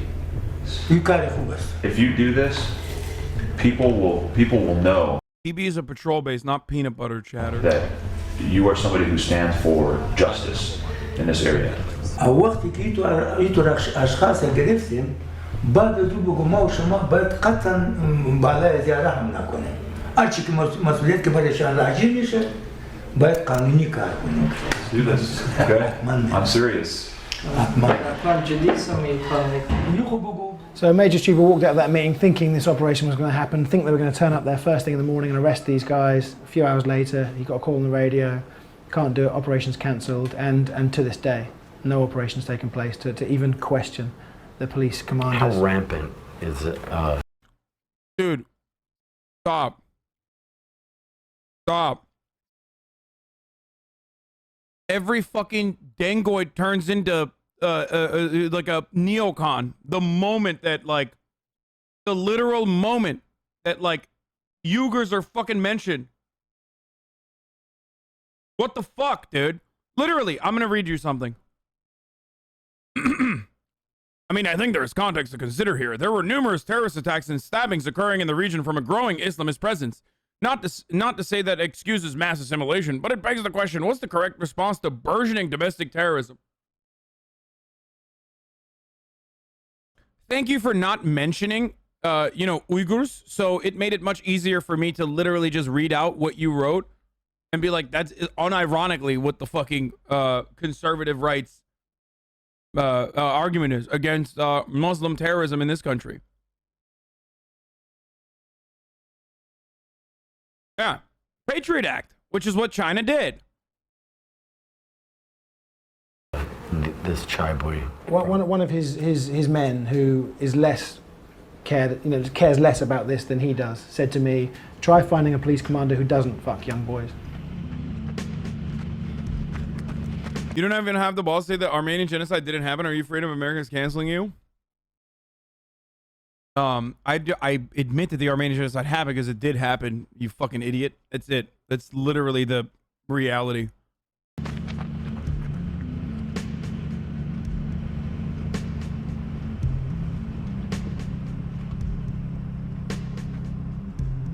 Most of the patrol bases that the British and Americans fought so hard to establish have been abandoned or handed over to the Afghans.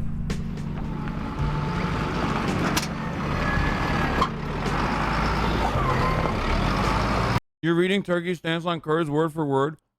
Yo, you dumbass. How long have you been in this fucking community? I know you've been in here for a very long time because I recognize your fucking name. You know what my approach is. You know what my opinion is.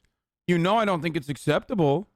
So why the fuck do you constantly bring this shit up to make it seem like I'm pro oppression of Kurds?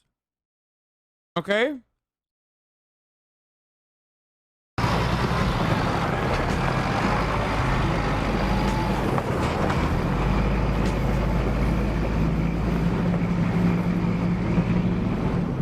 Major Stuber gets he's bolstered because the actual police chief has returned, a guy called Gully Khan, and 8 days into his job as police chief of Sangin, he'd just gone on Hajj unannounced and disappeared for 2.5 months.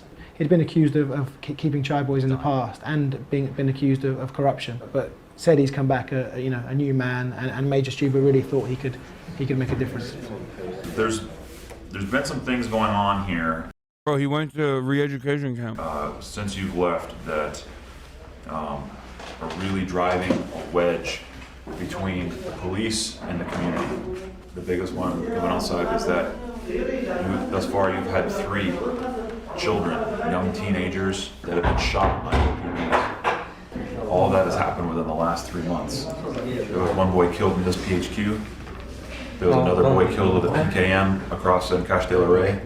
And we just had a 13-year-old boy shot through the leg at Sadr Khat. And there's a 4th unconfirmed report of a boy who serves tea up at Shamshir Char. There was a fight between 2 PBs, and the boy that they were fighting over, we have reports that he was shot in the face and killed. We definitely have to focus on these because you can do 100 good things and then have a policeman go and do something like that, and then the community, all they focus on is the one bad thing. So I know that's an uncomfortable issue, and I know that's nothing that you would ever allow to have in your PBs, but that's what's been happening here in your absence.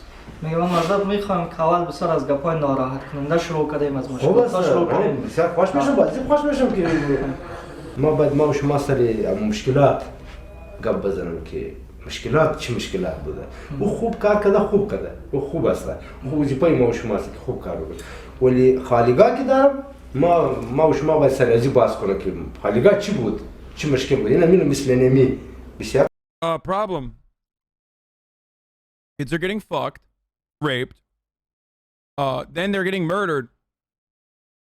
This guy literally fucking sounds like, I don't know if the translation is good or not, but he sounds like Kamala Harris talking about progress. You know what I mean?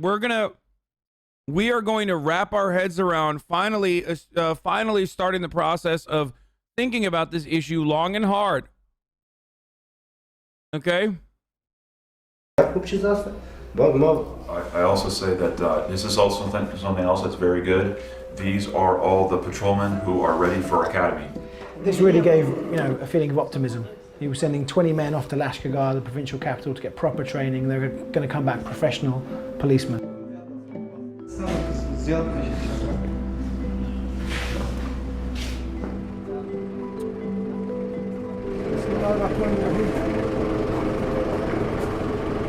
ډیرو ګرانو او محترم سربازانو نن تاسې د خپل د نظم او ډسپلین لپاره او د انضباط او ډسپلین لپاره نوې اکاډمۍ ته استخدامیږئ. شکر دی تاسې ټول داسې نوي ځوانان یا چې په تاسې کې زه داسې څوک نه وینم چې هغه دې یا کوچنی وي یا ضعیف وي. دوستانو اکاډمي ویل زموږ ستاسې دپاره ډېره ګټه لري. تاسو چې هلته اکاډمي واسو استادان لرئ د خپل استادانو درس ته غوږ ونیسئ تاسو یو څه زده کړئ د دې دپاره ته ځئ چې هلته یو څه زده کړئ او بیا دلته راسئ خپل دغه وطن د دغه خپلې ولسوالۍ دپاره په ښه توګه خدمت وکړئ د دغه ځایه څخه چې ډېر په نظم په ډسپلین په پټه خوله د چا سره کوم جنجال مه جوړوئ د چا سره کوم مشکل مه جوړوئ تاسو دې دپاره چې خپل درس ووایاست نو ستاسو څخه مې توقع ورزو دا I swear to God, after watching an hour of this, if you still think like, one, we should stay there, and two, oh no, like, you know, what if China goes there? I don't know what to tell you. Other than the fact that it's the ad break that's coming right now, because it's literally 3:59. That is one thing I will tell you. Another thing I will also tell you is that if you no longer want to see the ads, all you need to do is subscribe. You can do it for $5 or for free with a Twitch Prime. If you want an ad-free broadcasting experience, of course. Also, on top of that, you can use an ad block or a VPN. China will just build roads in Afghanistan or something to fuck over America. They're going to send in like 1 million fucking Chinese people to go live in Afghanistan, build roads, and like already they're speaking like the regional dialect and shit, okay? I ship Kevin Abstract and Hasan Piker. I don't know if Anthony Fantano knows I'm straight. But anyway, dude. Oh shit, what was I saying? Oh yeah, I was gonna run the fucking ad break first. Twitch Prime is free though. Here's the woman ad break now.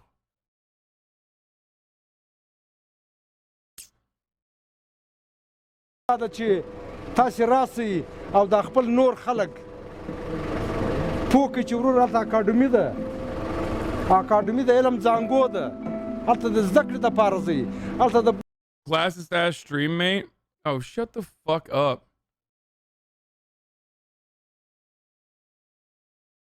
I give you like 11 different ways of fucking avoiding the ad. Shut the fuck up. د دې دپاره نه ځئ خدای مو مرسي کامیاب اوسئ کامیابي مو غواړم جوړ اوسئ تشکر The day after they went to Lashkar for police training, 6 of them got sent back because they failed the drugs test.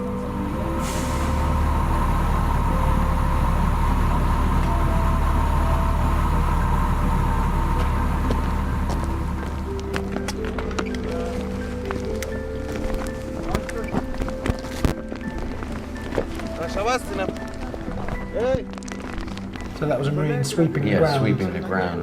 Behind the dudes walking. Yeah, which sums up the situation perfectly there.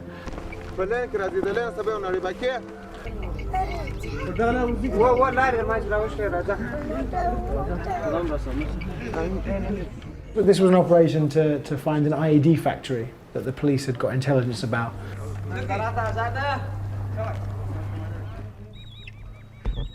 It turned out to be a derelict building with one old Chinese rocket hidden in the corner, which they got out, and then Gully Khan arrived to give a speech to the local elders. His message was pretty amazing. دغه خلک چې دلته ناست دي یو له ولاکه دوم سړی لري څنګه دوم سړی چې دوی دوم سړی تر شا لري یا د طالب سر لري یا ستاسو حاجي صاحب هغه خبره ما نه ده کړې چې ستاسو دي هغه خبره زه نه کوم داسې درته وایم دا ګرده یو سر خلک دغه چې نن تاسې راګرځولي دي دغه چې دلته ناست دا ګرده یا مستري دی هلته په بازار کې کار زه نه وایم همداسې دی شی نشته دلته اوس موږ ټول زموږ به خولې ته ودا که انسان له وګوري زه نه وایم خو د دغه څه مسله ښکار نه جوړېږي همدا خورا خو لښکر نشي جوړولی ما خبره بېرته پر ځای شوله چې ما درته وویل چې په دې شاله کې زه انتفاق نه وینم په هېڅ او خو نشته نو ولې نشته نو ولې نشته یو د میرمندو پروت دی یو د دغه کلاګر راغلی دی یو دغه په قومو به جلا یې په اسلام کې خو به جلا نه یې یا په قومو سره جلا دي په دین په قومو به جلا یې اسلام خو به یو اسلام و یو اسلام یو ورونه به یاست نو بیا قومونه څه معنا لري قومونه څه ګټه اوس دا خبرې دي سهار چا چاوې خوړلې چا نه خوړلې روانې ګرده خپل په خواري اخته دي دا ټول مړ تر سیاسر او تېره زموږ پر مومن تېره دلته زموږ په کور کې څوک نشته نه ولاکه و طالب ته وایاست نه ولاکه و تا ته ته ځې بازار کې 500 روپۍ ګټې وایي حاجي صاحب 500 روپۍ په بازار کې ګټې مزدوري کوي مګر عاجزه دې غورځولې ده کوچنی دې غورځولې هغه څوک راځي په کښې جوړېږي It's kind of really pathetic and fucked up, and I mean, aren't these people just like exhausted from years of this shit? Like, but that's why they're not going to pick sides. That's why they're just going to like try and have a quiet, easy life by being nice to whoever is in their, you know, backyard, day to day. And at the minute, these guys and certainly us are leaving very soon, and the Taliban aren't going anywhere. No, so the idea they're going to stand up to the Taliban on their own is ridiculous.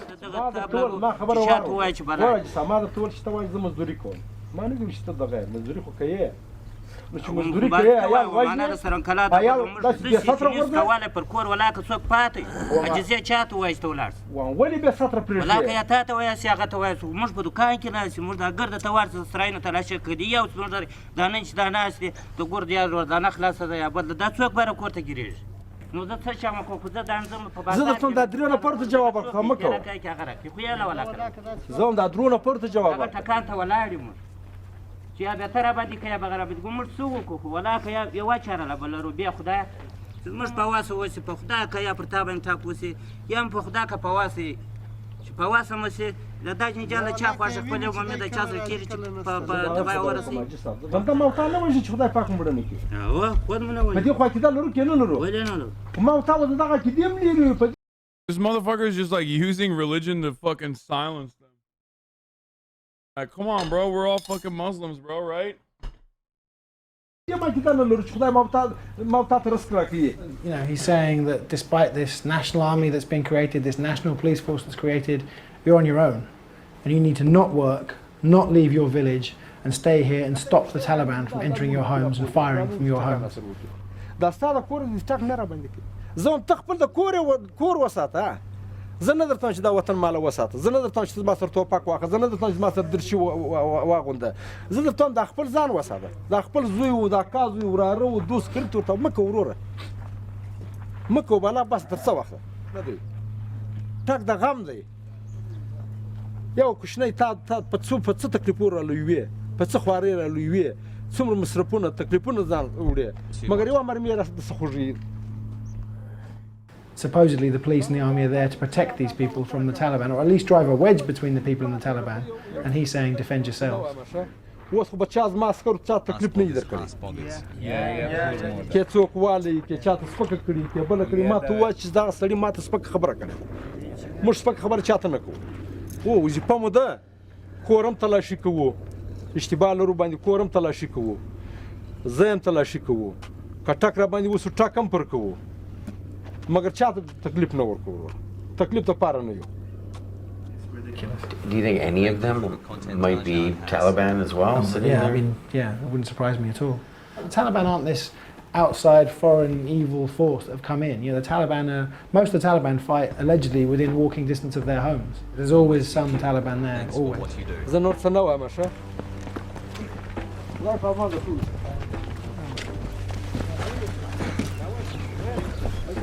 That's all you get. This was the third Afghan army operation. As the other dude also mentioned, like, part of the reason why they're fucking popular is literally because the previous warlord, the previous pedophile warlord in certain areas like this one, like the areas that these guys are in, would have been purged by the Taliban. You know what I mean? So it's like, all right, well, like some people see him as fucking liberated. 1 year, Hassie.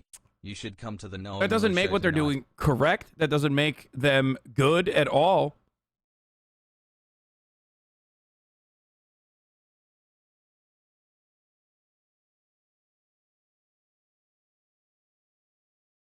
Yes, the lesser evil. That I followed, and it was very tense because the guy who I pointed out earlier, who fled with loads of weapons. Yeah, the guy that was firing like crazy. Yeah. One of Hamid Khan's men was arrested a few days ago with loads of weapons and a lot of ammunition. And he was planning to kill a number of the Afghan soldiers. He had 3 accomplices who didn't flee, and no one knew if they were still planning on doing it. Double agents or... This day was, you know, everyone was really even more than normal watching their backs. So everyone's on the lookout. If you think that he's starting to hold his soldiers back because we're here... He keeps saying Taliban bad every 5 seconds. Because no matter what the fuck I do, and say, there will always be people that are like, I can't believe you're just like literally standing the Taliban. Like, I can't believe you.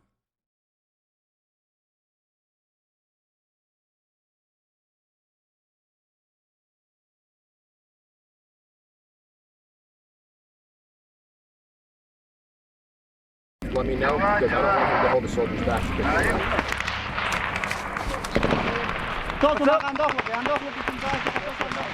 از نقطه میانرودی انداخت ادامه داره دشمن هم انداخت میکنه بگو پرسنل ما انداخت دارن پرسنل ما انداخت دارن دیگه تیمی که پیش است تیم پیش ما زیر آتش است تیم بعدی که تیم ما است او از تیم اول ما حمایت آتش میکنه حرکت هغه د ماینونو ځای مش کتم سره شي هو خو کتم حالت غزي حالت چې د طالبانو بیرغ دی حالت زي In this operation, they've got two local informers who they've dressed up in army uniform, put balaclavas on, actually gave them weapons later on, and they're sweeping through a village and they just point out who they say are Taliban, and those guys get arrested. فقط یو څو پوښتنې په خاطر تاسو بوش سره راځي بیا بعد از تحقیقات معرفی دوستاش کماندان صاحب دا کماندان صاحب خپل پر زیاده سره زموږ شرم دی په خدای شرم داخل گذار خدا زموږ اصول قانون صحیح یا قانون مراتب دا اوس چاته ته وایي فقط تصمیم یک سرباز بگو که اونمو سرباز متوجه نمی باشه یه دفعه پتای تکشن کماندان صاحب چه سلاس برباز دادم دغه گروپ سره تزی دو نفر دیگر هم گرفتن Is that like a common practice or a technique? Yeah, fairly. But the problem with that is, people can just point out their local rivals, right? Rather than the actual Taliban. The other problem with that is, even if they're genuinely Taliban, most of the people who get arrested and detained get released, right? Because of money paid to the right people or connections. Or all of them get released when the Taliban inevitably takes over and basically empties out every single fucking prison in the country. The informer said this man was the former Taliban shadow governor. هم مسافه بتیدشون هم زنگون کش و پرود بتیدشون در قبول نفرم که تاسو واسطه دم مشکوک ده What's up with this guy? What often happens is they get sent to Lashkar, the capital, but the prosecutor just throws it out for lack of evidence because there is no evidence. It was claimed to me, and again I don't know how true it is, it was claimed to me that the police haven't prosecuted a single successful case in 2 years. Almost.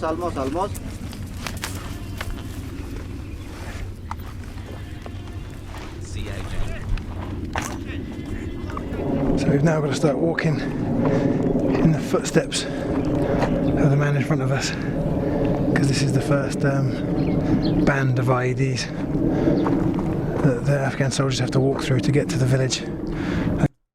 Do you agree that we should stop trying to force Western nation states on these random places? They're obviously just not culturally or geographically fit for this form of government. What do you mean they're not culturally or geographically fit for this form of government? They absolutely can be. Just leave them alone, dude.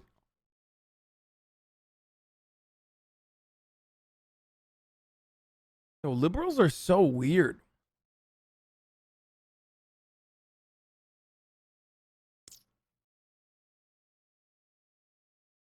They want to clear out.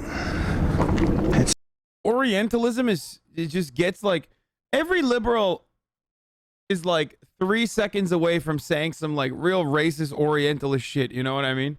It's no matter what happened. A road covered in pebbles, so it's very easy to hide IEDs.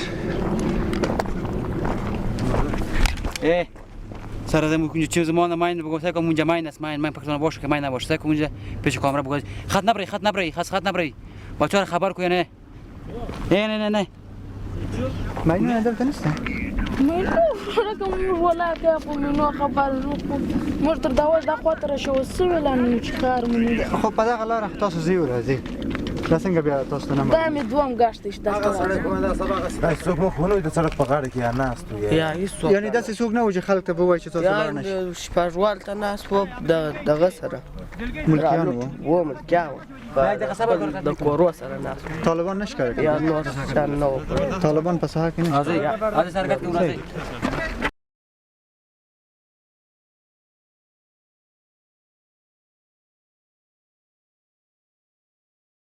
I want to show you guys something. the golden age of Afghan history. The era between 1963 and 73.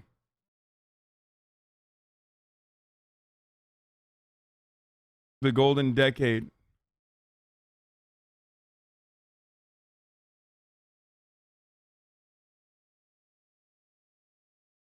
Pog. Now, don't get me wrong. It wasn't the entirety of Afghanistan that had this kind of attitude.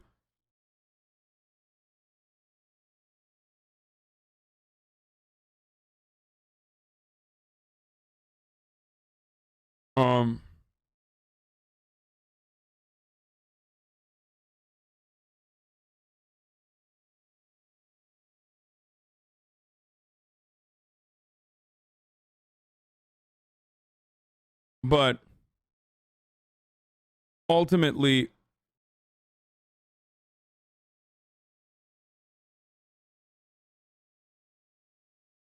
every other fucking country in the Middle East in the 60s and 70s were doing better. As far as like people's liberation goes. But yeah, this wasn't the entirety of Afghanistan. This was Kabul. And obviously the fucking, you know, mountainous regions were still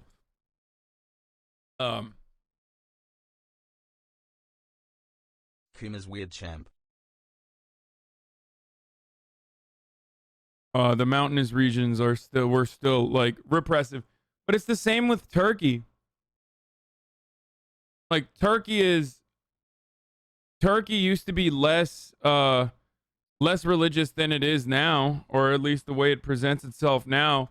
A lot of the religious people in the country, a lot of the religious people in Turkey literally fucking are more religious now than the way that people used to operate back in like the 60s and 70s. Sure, people, you know, covered their hair in villages and stuff like that.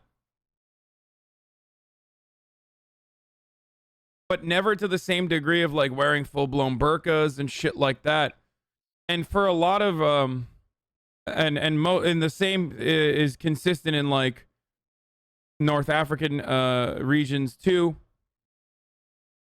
North African nations too, because unfortunately with imperialist expansion in the region, there were a lot of reactionary people that were able to utilize the growing hatred towards the West as a way to, you know, destroy, squash secularist attitudes. You see what I'm saying? And I don't care if people want to wear the hijab. Don't get me wrong. I don't personally give a shit. But the irony is that, like, there were people who used to, you know, cover their hair and whatnot, of course. It's understandable. It's a part of the religion. And it's up to every woman if they choose to do so or not. Right? But burqas are, like, ridiculous. Like, you are incredibly restrictive. You are ridiculous. You are absolutely being a fucking asshole. And even in the Ottoman days, like, it was, you know, it was never as aggressive as it is now in like Istanbul and in other places all around the world, and like a lot of these Muslim countries.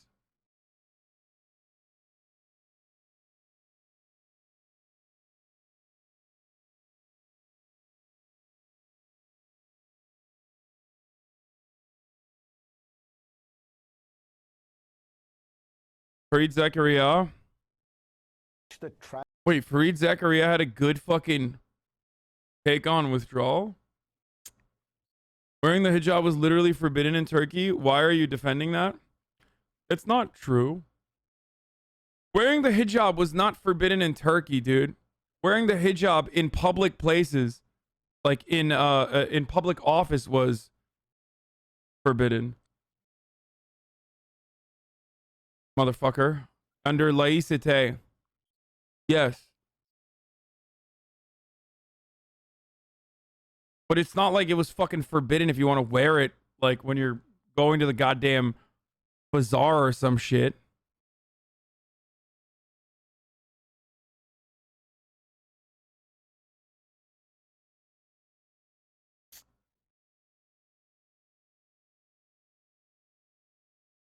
Wait.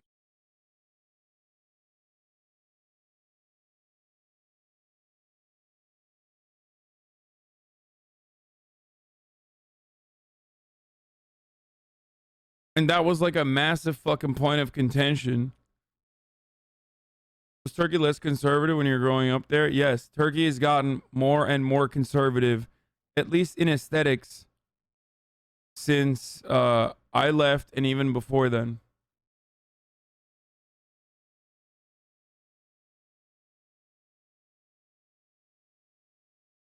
It's a gigantic point of contention for Muslim men and women.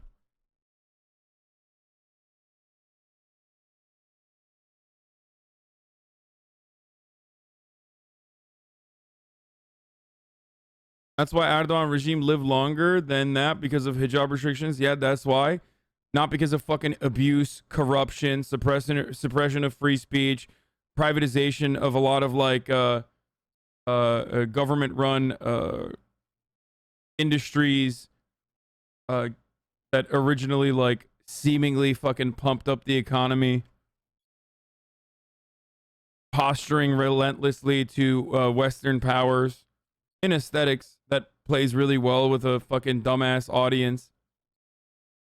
A coup d'etat that certainly, again, was most likely caused by the United States of America. Some people in here think that it's fake. I don't think it's fake. I think it was straight up a Gulen executed coup.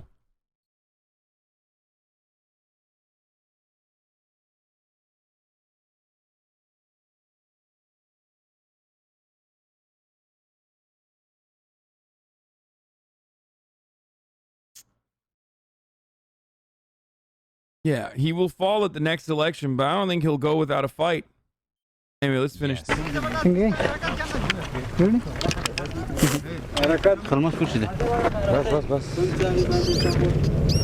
بس ما ورني شيء كيف مصير آقا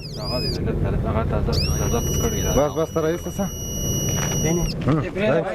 ما تیز کماندان سر خبره اول ترکون هم کماندان سر یک نفر ما میرم ماینا رو براتون نشان میده بعد از او باز تیمتون کاری میکنه چی هست همین لاینش خو لاین ماین هست که کاش نکنم من یک دفعه کپولی نه دست نزن نه دست نزن بیجار میکنه چی تو همینجا فایدهش تو چی تو را کما لاین تعقیب کو پیش نبر حالا کاش ماین زدگا Dude, is he gonna blow up in this fucking? Oh no, they do a controlled demolition. My man says, should I pull it out, bro? Hurt locker. تو کاش که مایدی متوجه بشی خب چرا براشی که محکم زدی به خاطر او به خاطر هیس واتر خبر کنید خب ها میخوای عزیزا دور بره عزیزا هی دور بره عزیزا دور بره که زیافه چیز داره چرا نمیکنه تو قید نکردین قید کردم چند قید کردین این دو دقیقه زده بازه میشینه ولی یک دقیقه پیر است یک دقیقه شما طالبان گیر کنم مجله را بوز بکن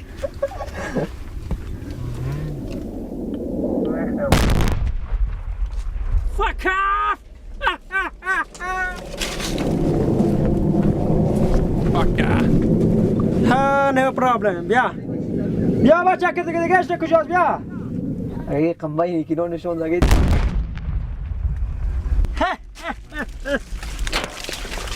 کوانا سکتا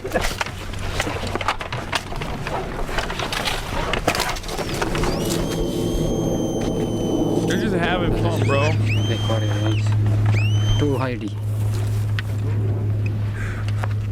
Dua dani main. Dua.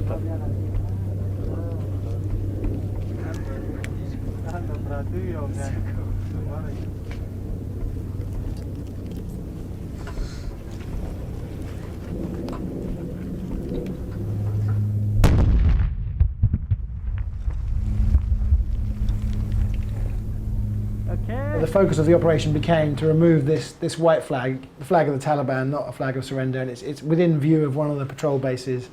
So all they wanted to do was take down this flag, and they had a few funny ideas about how to do it. What are you gonna do, Hamikan? Yeah, blow up the tree? You should.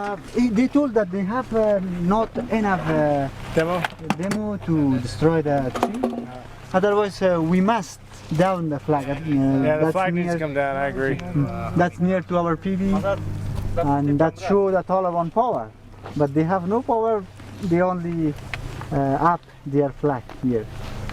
فلتين فلو كان ماشي یک دو دور در گرد درخت میزدن دی کای راکت دی در بیخ درخت دی و چپا میشه راکت دینش کجا تو هدفمند هدفزن داری میزنه راکت اون نزدیک شه اون از جا از اون دی ازش لامبر کنه دی در بغلک نمیتونه زدن نمیتونه شما استقامت شرق ما را ترسد کنی که بیرق پایان میکنیم که کسی سر Bro, like, just come on, shoot it with a bazooka from the side.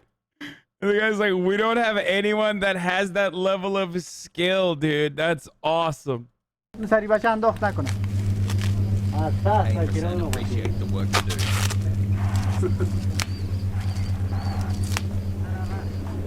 در بیرق لاندی وقت در کشی که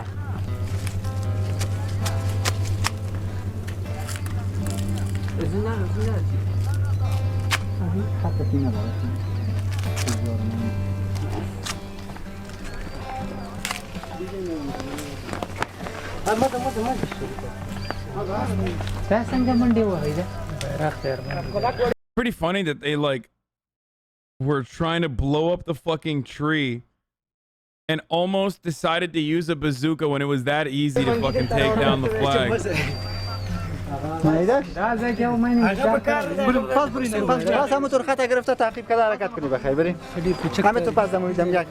So I think they did 9 IEDs in about an hour, which is unbelievably quick. Yeah. Yeah, it is unbelievably quick when you're fucking when your standard like operation protocol is literally just like no gloves, roll up to it raw, fucking being like, all right, it's beeping right here, blow it up.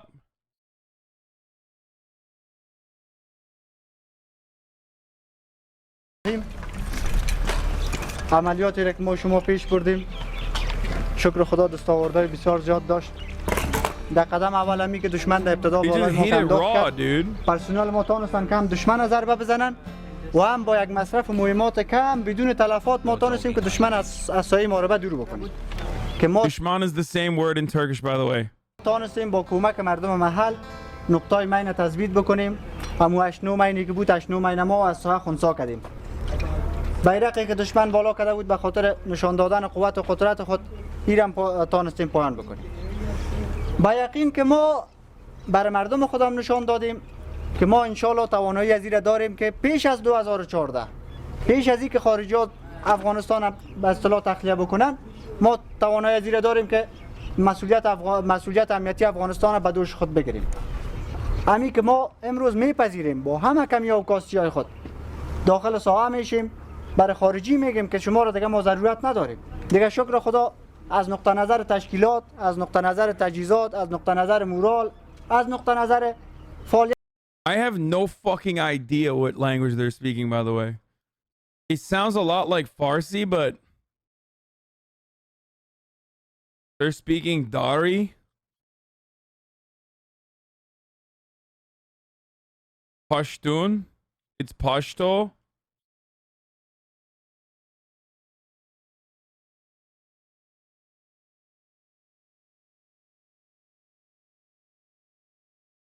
Not Farsi at all? It's a dialect of Farsi? Yes, I know the Taliban spokesman said the war is over in Afghanistan, bro. I know. Yeah, thank you, Captain Rico, for the 5 gifted subs. Dari is the Afghan dialect of Farsi. They're speaking Pashto.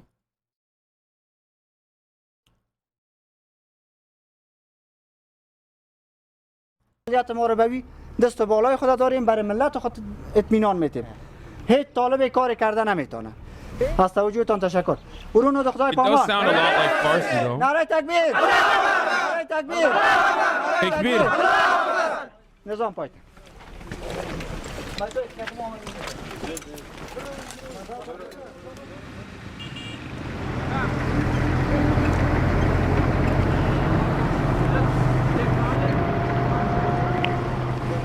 Okay.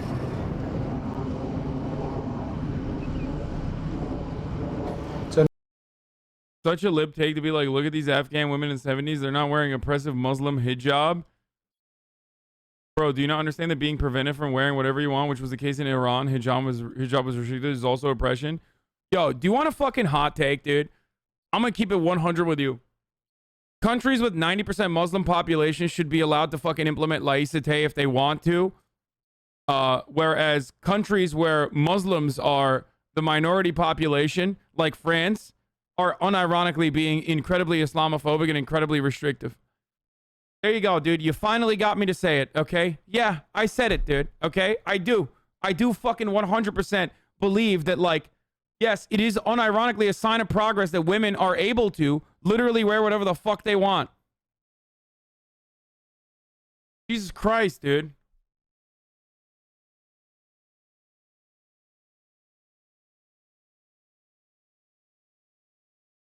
Especially as it pertains to, like, so laïcité for Turkey, but not France. Very bad take. What the fuck? Yes, not France.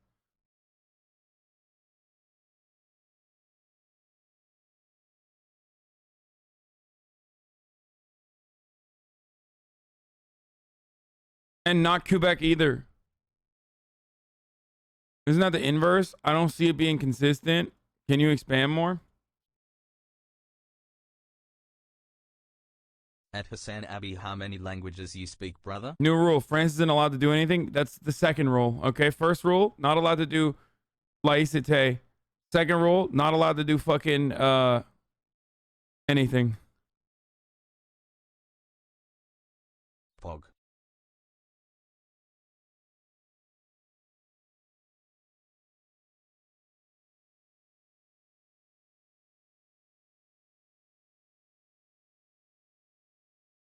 Like, you fucking, me pointing to women being able to walk around like this is not anti-hijab, you dumb fuck.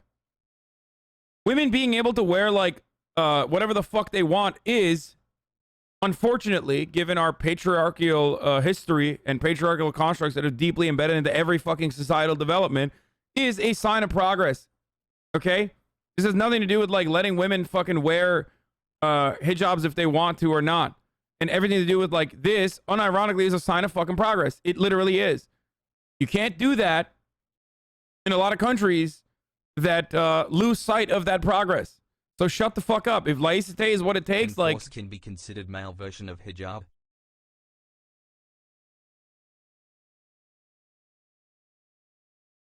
Regarding your take on women in the 70s, it's precisely this utopian nonsense, the cultural imposition that led us to seek out invasions in order to save the other. I've never in a... First of all, that's idiotic considering the fact that that didn't happen in fucking Turkey, where I'm literally from. And two, I've never been an advocate for Orientalist Westerners coming in and being like, oh my God, I can't believe, I can't wait to fucking liberate these people. And lastly, that's not even what happened in fucking Iran, for the record. Half the time, it's like Westerners that are coming into already fucking liberated countries that do offer a lot of fucking civil liberties to its citizens, and then, you know, killing fucking or trying to overthrow democratically elected socialist leaders that want to do the big no-no thing, like nationalizing their oil production, okay? You know, using their own natural resource for their own good, for their own fucking people, going, oh, that's not going to happen. And then the alternative is seen as, like, the liberators of Western imperialism. And those liberators oftentimes are unironically just utilizing and weaponizing Islam, or their version and their understanding of Islam, incredibly restricted understanding of Islam, to say, like, this is who we really are. Fuck this Western elitist nonsense. Also kind of weird that, like, you as, like, American Westerners are trying to educate me on Orientalism when I live it. Like, what the fuck do you mean? It is really weird. It is really weird when you try to educate me on you know, Western understandings of the Western understanding of Muslim, predominantly Muslim countries.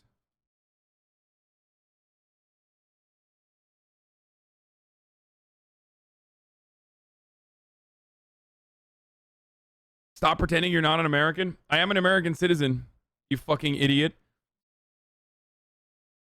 I am. I'm an anchor baby. I have an American citizenship and a Turkish one. I grew up mostly in Turkey. I grew up in Turkey until I was 18 years old. Huh.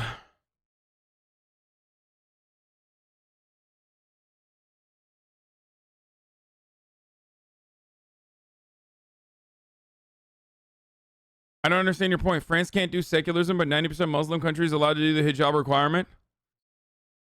You tell him. I said a country like France enforcing not secularism, laïcité, on Muslim immigrants is restrictive because Muslim immigrants in that situation are living in a Western nation that want to fucking wear the hijab regardless. They want to wear it. And France saying you can't do it.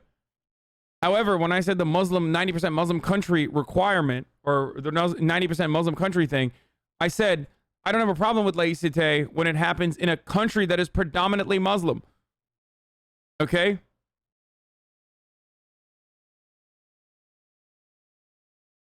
Because in that circumstance, you're functionally offering people the liberty. And if people still want to wear the hijab, then fine. That's okay.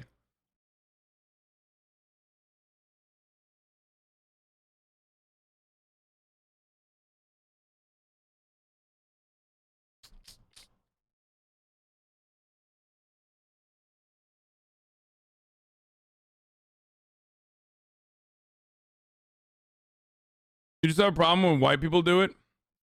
Yeah. How about that? I do. So what?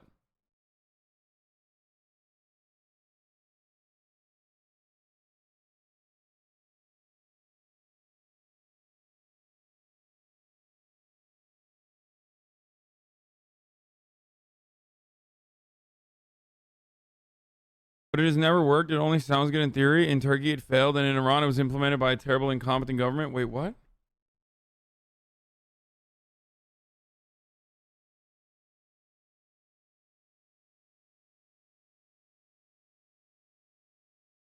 Turks are Arabian, right? So Taliban is same thing with your people. Dude, haha, lamo.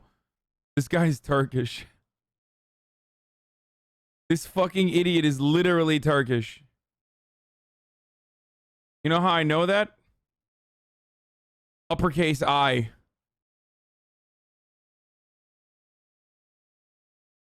This fucking Turkish dumbass.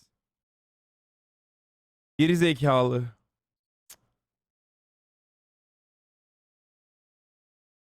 That's not a thing in English, dude.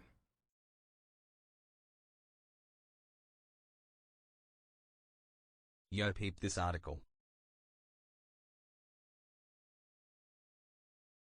Because we have and E.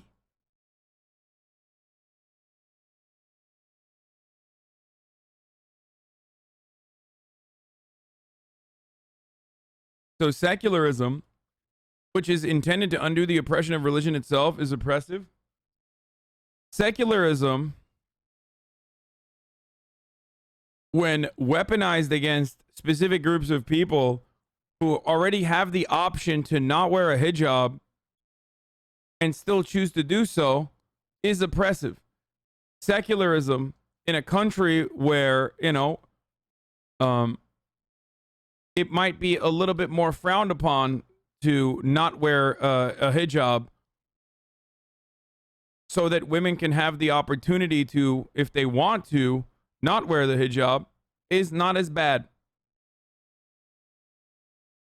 Yes, secularism is bad and theocracy is better. Hasanabi has all the hot takes today. Wait, what? Is that what I said?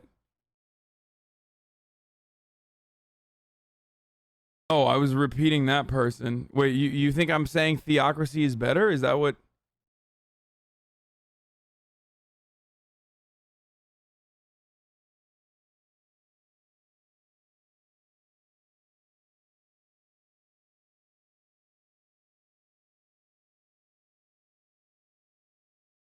The de-Islamification of these majority Muslim countries is incredibly difficult. Turks resisted it, and Iranians resisted it because the government was just terrible. I'd like our country to be secular, but it takes time and progress. I don't know if banning the hijab all at once will ever work in the Middle East. I mean, it literally did work in Turkey. It kind of did. It's not like people were like, oh my God, I can't believe you're going to the fucking school in one of the villages while wearing a hijab. Like, that's fucking bullshit. Like, that's not what was happening.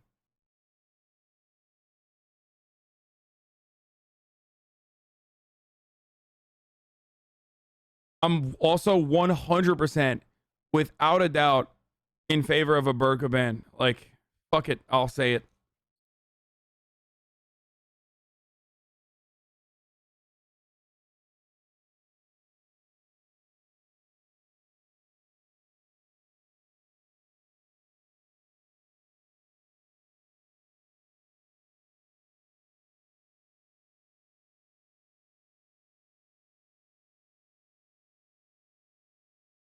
Okay, but would it still be oppressive if all forms of religious expressions in public places were banned? Like a cross necklace or a yarmulke, for example, I guess. I'm not certain, or in France's current laws, and if they're just kind of Islamophobic with this facade of secularism. Can you wear a yarmulke in France? I mean, French people are kind of anti-Semitic too, so I don't know if some French people are. Not all French. So I wouldn't be surprised if they fucking banned yarmulkes too, you know what I'm saying?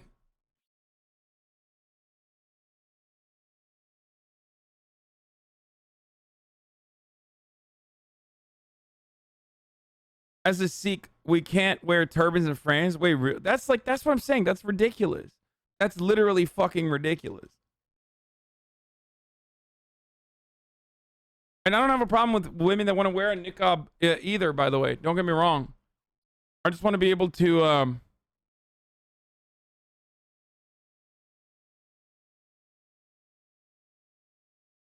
okay, first of all, when people say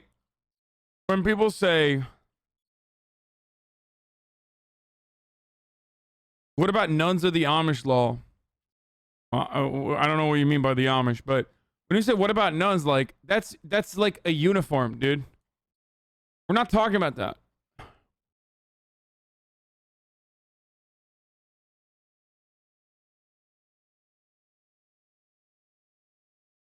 You are not supposed to wear any religious symbol when working for the state. In practice, it's not applied that much for Christians, while applied too much for Muslims.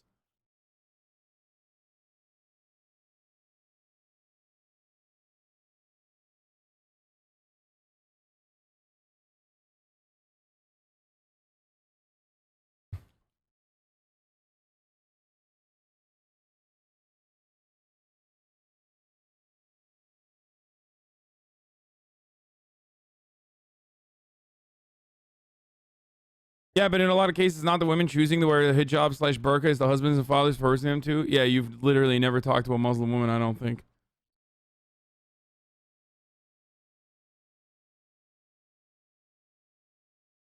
Like, especially when it comes to like literally Western nations where it's not the norm anyway.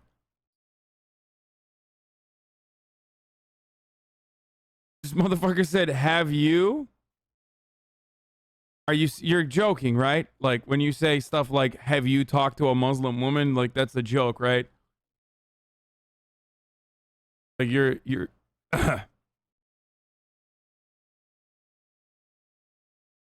like it's got to be a joke, right? It's like telling an American, have you ever talked to a Christian woman?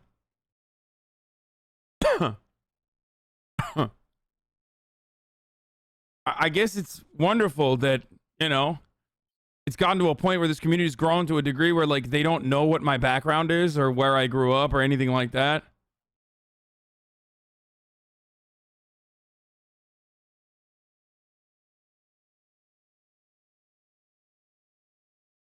All the power to all the people. Oppression is oppression, hassle to everyone.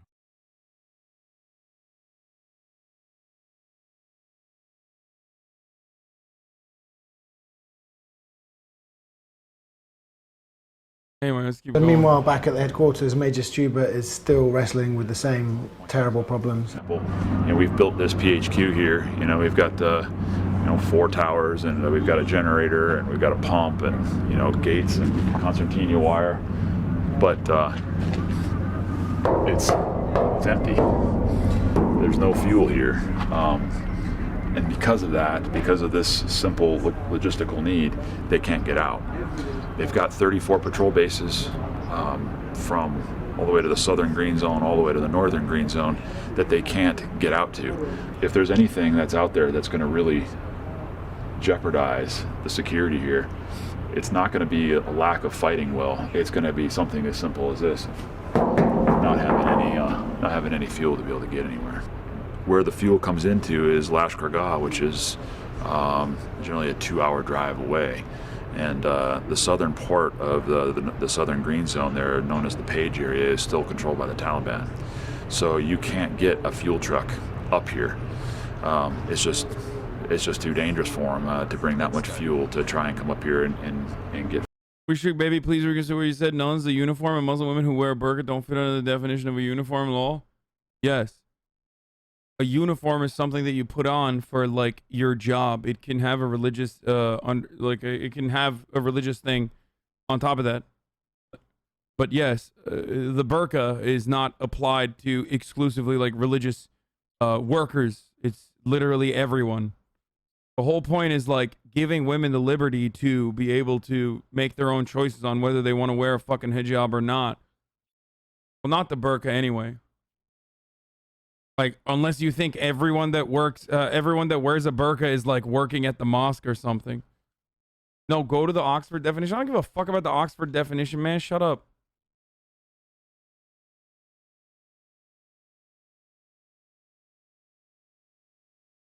Bro, yeah, chatters are like arguing with something that even the Taliban no longer believes women should be forced to do. By the way, like, they asked the Taliban spokesperson, and he was like, yeah, women can wear whatever head covering they want, but, not burqa. That's too much. And chatters are like, dude, why can't women wear burqas, bro? Shut the fuck up. Like, literally, the Taliban earlier today said, no more burqas.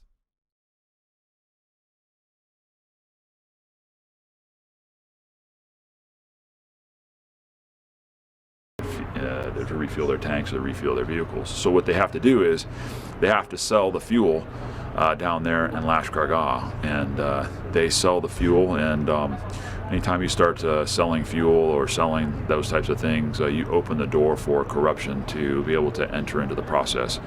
And unfortunately, this particular PHQ used to get about 20,000 liters every month, and the spigot has literally been turned off on them.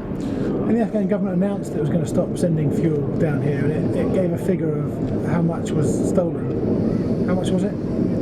I don't remember the number. It was it's nearly $1 million worth of fuel. So whatever $1 million US will buy in fuel. The government of Kabul was saying because the police are stealing so much fuel, we're no longer going to give it to them. So they can't move, they can't go anywhere. There was a big fight the night before and they couldn't get to it because they had no petrol.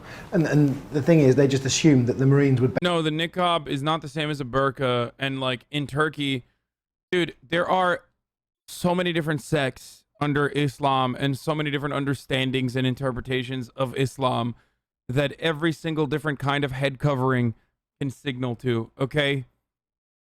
I don't know if you are unaware of this or not. There are very, very different, varying degrees of varying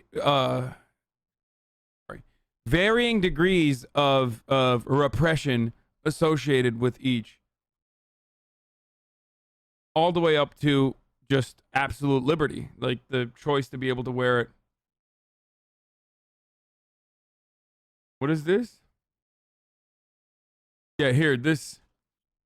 A niqab, a veil covering the head and face, but not the eyes, usually worn with a loose black garment, abaya. I don't, this is not what I mean when I say niqab. I mean hijab. And even then, there's like different ways of wearing the hijab as well. Burqa is like full-blown veil that covers the entire body and face with a mesh window and grill across the eyes for a woman to see out of.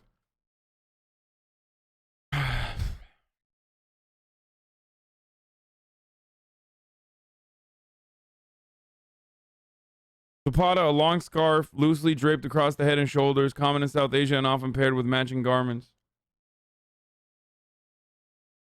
Yeah, when I say niqab, I mean the veil.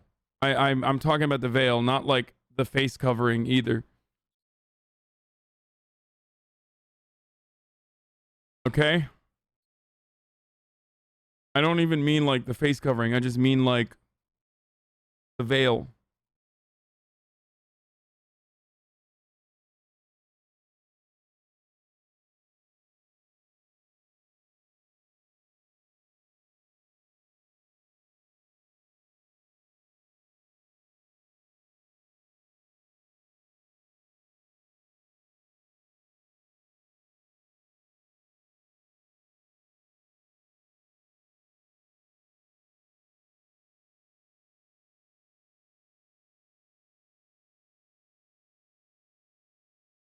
Burqa looks like some Assassin's Creed shit with all due respect. No, it is like, it's literally like the most, the people that wear burqas are oftentimes coming from like very more oppressive, more repressive Muslim cultures.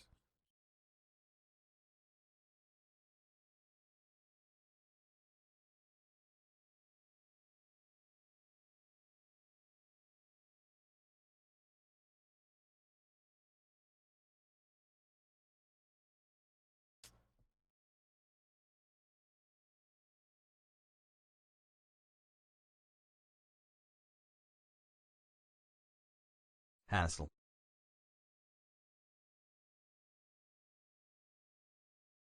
I mean, there are women who literally choose to wear the face covering. Do you just attack them for that? Yes. Jail them. No, dummy. You can wear whatever the fuck you want at the end of the day. I have to say but thank you for babysitting when I'm my talking about fiancé like every day for me. Predominantly Muslim countries, oftentimes the choice is not offered, okay? So you have to offer it at the government level.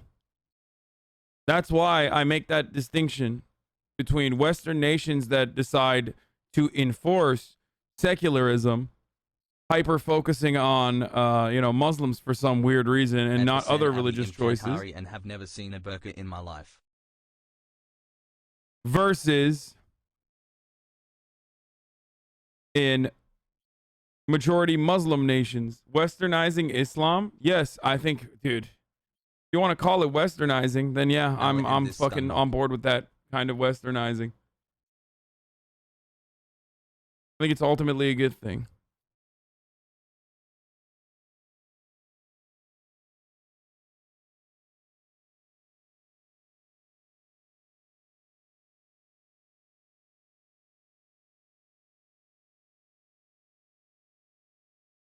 Bail them out and give them their petrol. Right. Which the Marines are now saying, no, it's not working like that anymore. You are on your own now. Right, so they've been stealing it for years and getting it off the Americans, and now the Americans have cut them off. Yeah.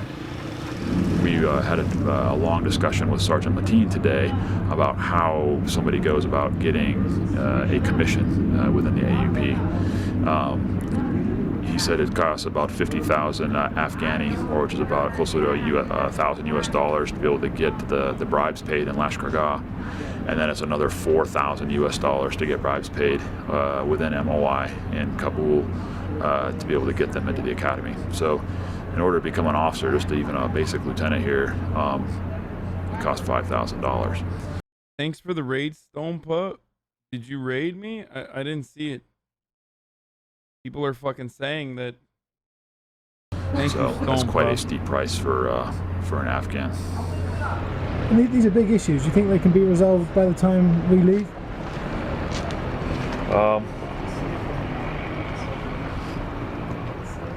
No, not by that timeline. These are serious logistical issues, and the difference being that other militaries have educated people that are working very complex systems. And this is a very complex system. This right here, this generator right here is a very complex piece of machinery. They don't have the technical know-how to be able to operate this and run it. They don't have the systems or organizational know-how to be able to get fuel from their, through a distribution center to be able to fill up this tank. I only have basically 5 months to be able to teach them how to do this stuff. And then the next team's going to come in, and then we're going to spend a month trying to they're going to learn the AO for another month, and then they're going to have their time here and driving the bus, so to speak. And they still have to learn all this process and how it goes. So our actual amount of time that we have. Motherfucker, you had 20 years to teach him. This dude. This video is from 2012, probably shot in like 2011. Okay. 9 months. So no, he didn't have 20 years. This isn't from like last week, bro. I know it seems like it because, the problems persist until this moment.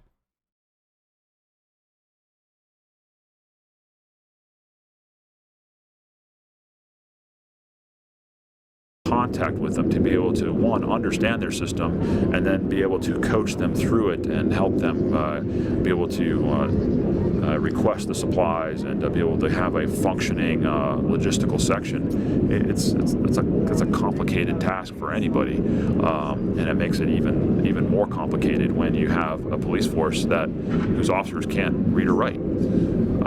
They can't communicate on paper. I mean, if everything's done by cell phone, there's no tracking, there's no record keeping. The system becomes wide open for corruption, exploitation. I mean, you look on the roof of the building right there, you see these, you can see the solar panels that are up there. But when you go up there and you look at the solar panels, you see that they're not really connected to anything. And when you ask them, like, well, where does this go? Where, who put this in here? They can't answer those questions. They don't know how it works. And I've got policemen on my team. I've got an administrative officer, but I don't have any solar panel experts to be able to help them fix that out. So it's left to guys like myself and my team to try and figure out how to hook up solar panels and tie it into an electrical structure on a PHQ. The whole policy is designed as if everyone was educated, literate. There was a permanent police force there for years, as if the Taliban were no longer a problem, as if everybody wanted little girls to go to school. And it's all a fantasy, for 10, 20 years down the road. None of the things that need to be in place now are anywhere near in place. That antenna right there, every time I walk by it, I think if that's not a symbol for what we're trying to do here, I don't know what is. I mean, it's a functioning radio tower. It's standing on its own. It's twisted and bent and held up with strings, but it's there and it works. And hopefully it'll still be there after 2014.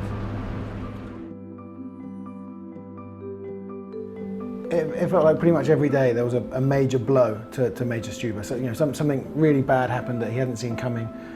In this case, there was a deputy police commander who he was sure had tortured detainees and had child boys himself, who everyone thought had been retired, politely fired.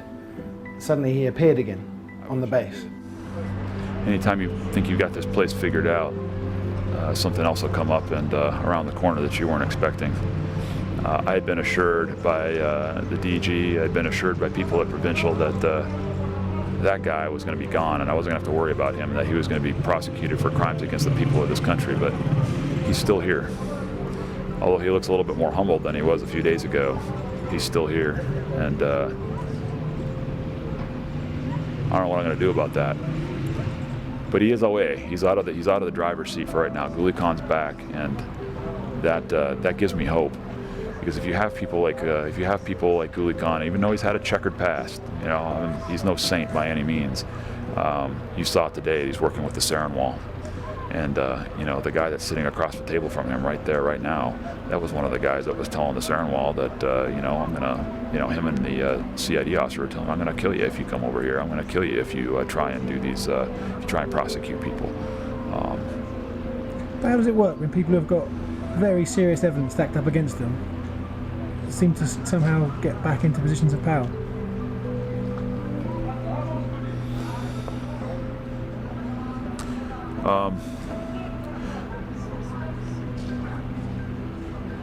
I don't know.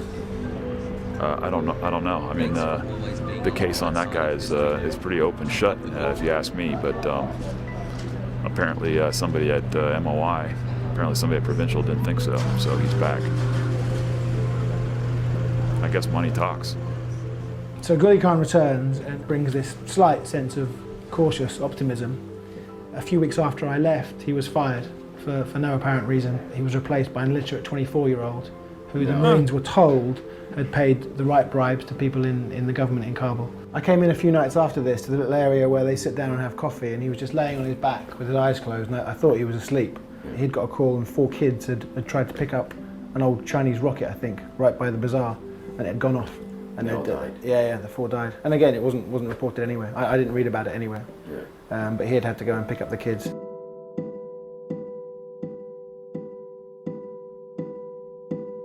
How many Marines do you think there are, like Major Stuber, that are torn like that know the truth? I mean, that's a big thing that no one's talking about, is you've got hundreds of thousands coming back and hearing these statements, knowing it's utter bullshit, and I'm sure are coming back to all kinds of psychological problems and seriously demoralised. At least 4 guys I've met in Afghanistan have committed suicide since they got back. Wow. I really expected to have some problems with some of the guys that I was with. Not one so far has said, you're cynical, you're pessimistic. They've all said, yeah, we all know that the game is up.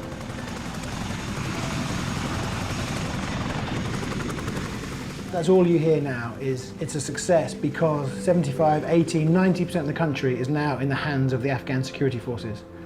Let's not talk about what those security forces are like. Let's not talk about their behavior. The fact well, no worries. Now 100% is in the hands of the Taliban, so. Taliban control, unironically, over the course of the past 20 years, after the 20-year American occupation, has increased.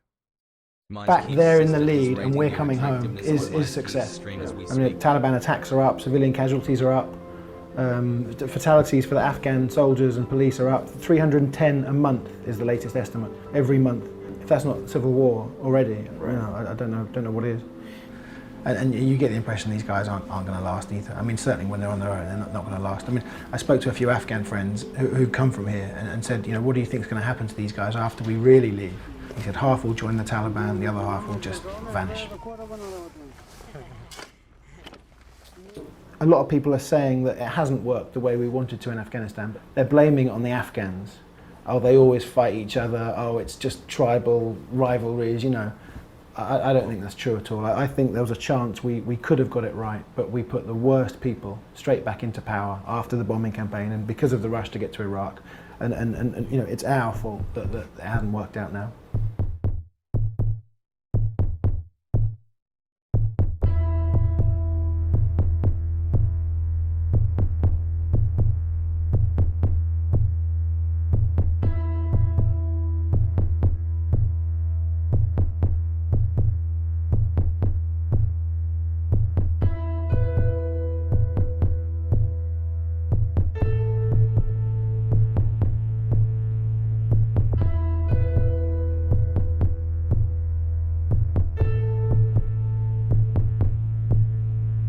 Number 1, baby.